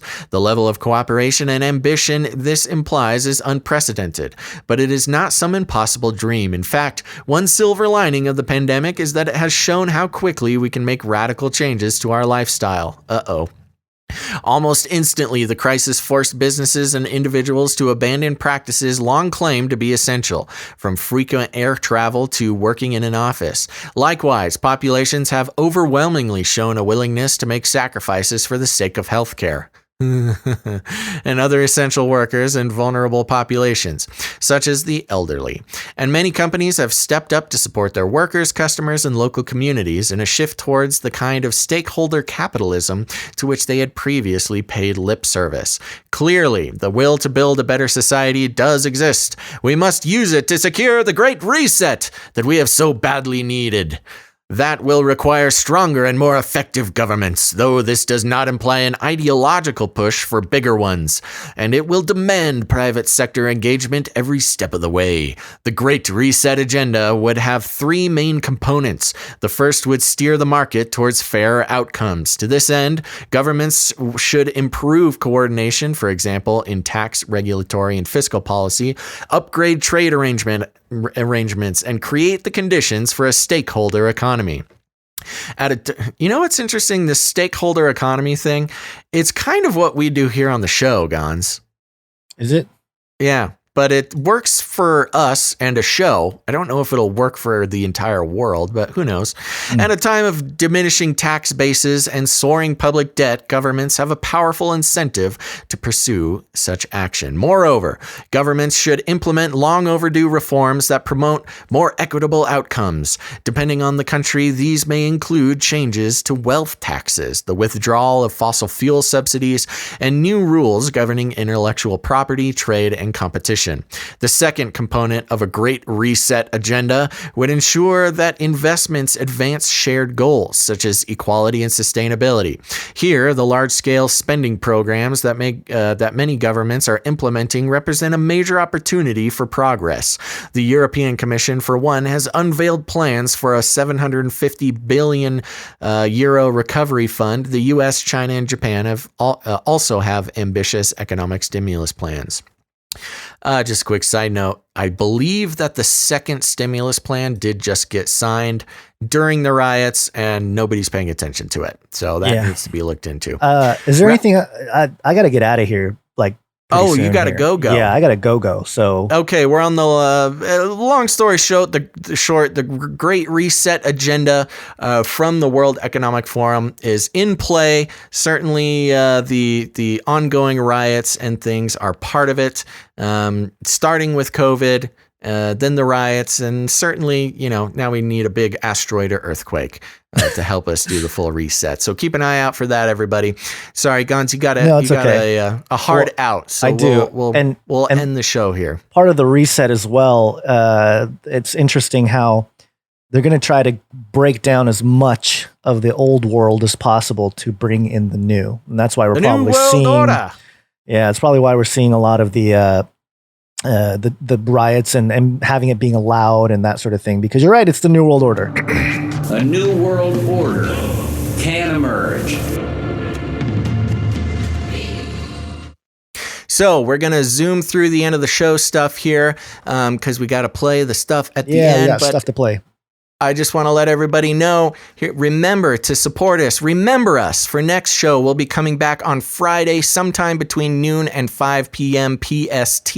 Make sure to tune in and remember to help the show out because it's only because of your help that our stakeholder economy is able to keep the show going today, folks. So go to patreon.com/CCNT or head over to canarycryradio.com/support. CanaryCryRadio.com/support. Sorry, I was reading a comment that said, too many fracking jingles, please stop. So no way, sorry, Jose. Ruben, that's not going to happen. Jingles keep coming. And remember, here's the thing, folks, a lot of ways to help out the show. Financially is one great way, but also remember, you can send us jingles, you can send us art, send that all to canarycryradio@gmail.com. And remember, you can leave ratings and reviews all over the internet, wherever you're watching the show. Remember to subscribe to the podcast feed on any podcast player, Canary Cry Radio and Canary Cry News Talk. And most importantly, you got loved ones. They're still getting their news from the mainstream, still getting it from their Facebook wall. Here's what you got to do. You got to walk up to them, got to grab them by the cage, and then you got to shake it. The end of the world occurred pretty much as we had predicted. I want to shake things up, stir up some controversy, rattle a few cages. Hey, stop that! Don't ever silence me. I'm the last angry man, a crusader for the little guy. Leave the bird alone. Never. Rattle a few cages. Rattle a few cages. The human race will have every opportunity to improve. That's right. Ask Noah. Ask Noah. Remember, tell your friends, tell your family. They all need to get on the Canary Cry News Talk train. Go ahead and send them a link, send them a show. They gotta get on. This train is a rolling. And as I said before, we'll be back on Friday, sometime between noon and 5 p.m. PST. Make sure to tune in then. Bring your friends. Let's keep this going, folks. But until then, remember, all together now, to think outside the cage. Look it up. And make sure to stick around because we've got some good songs after the show.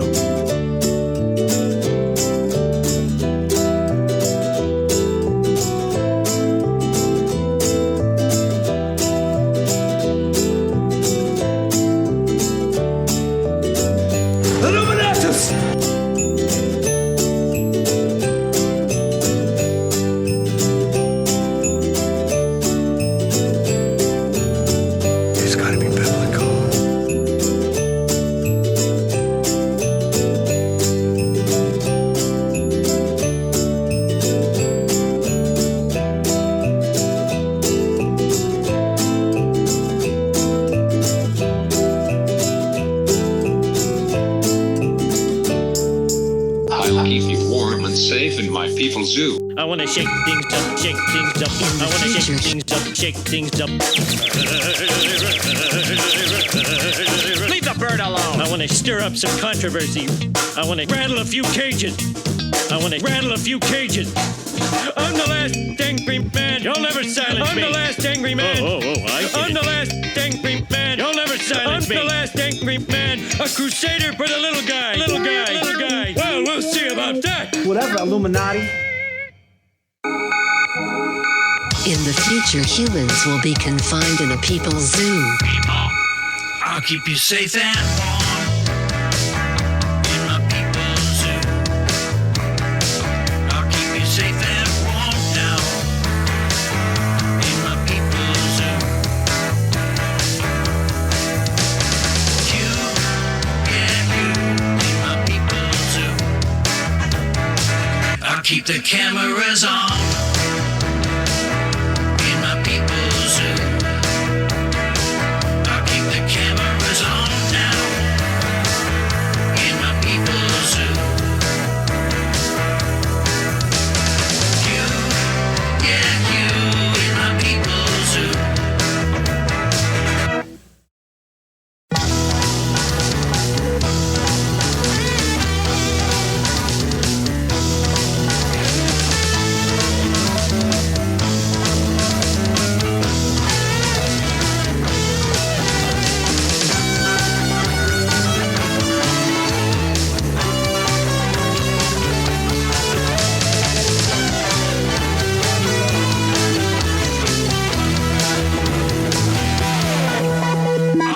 Fat and sassy in my people's zoo.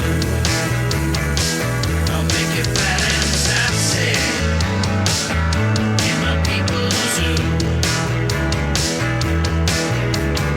You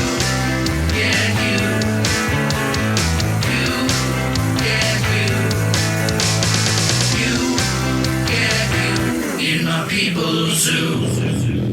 I'll keep you warm and safe in my people's zoo.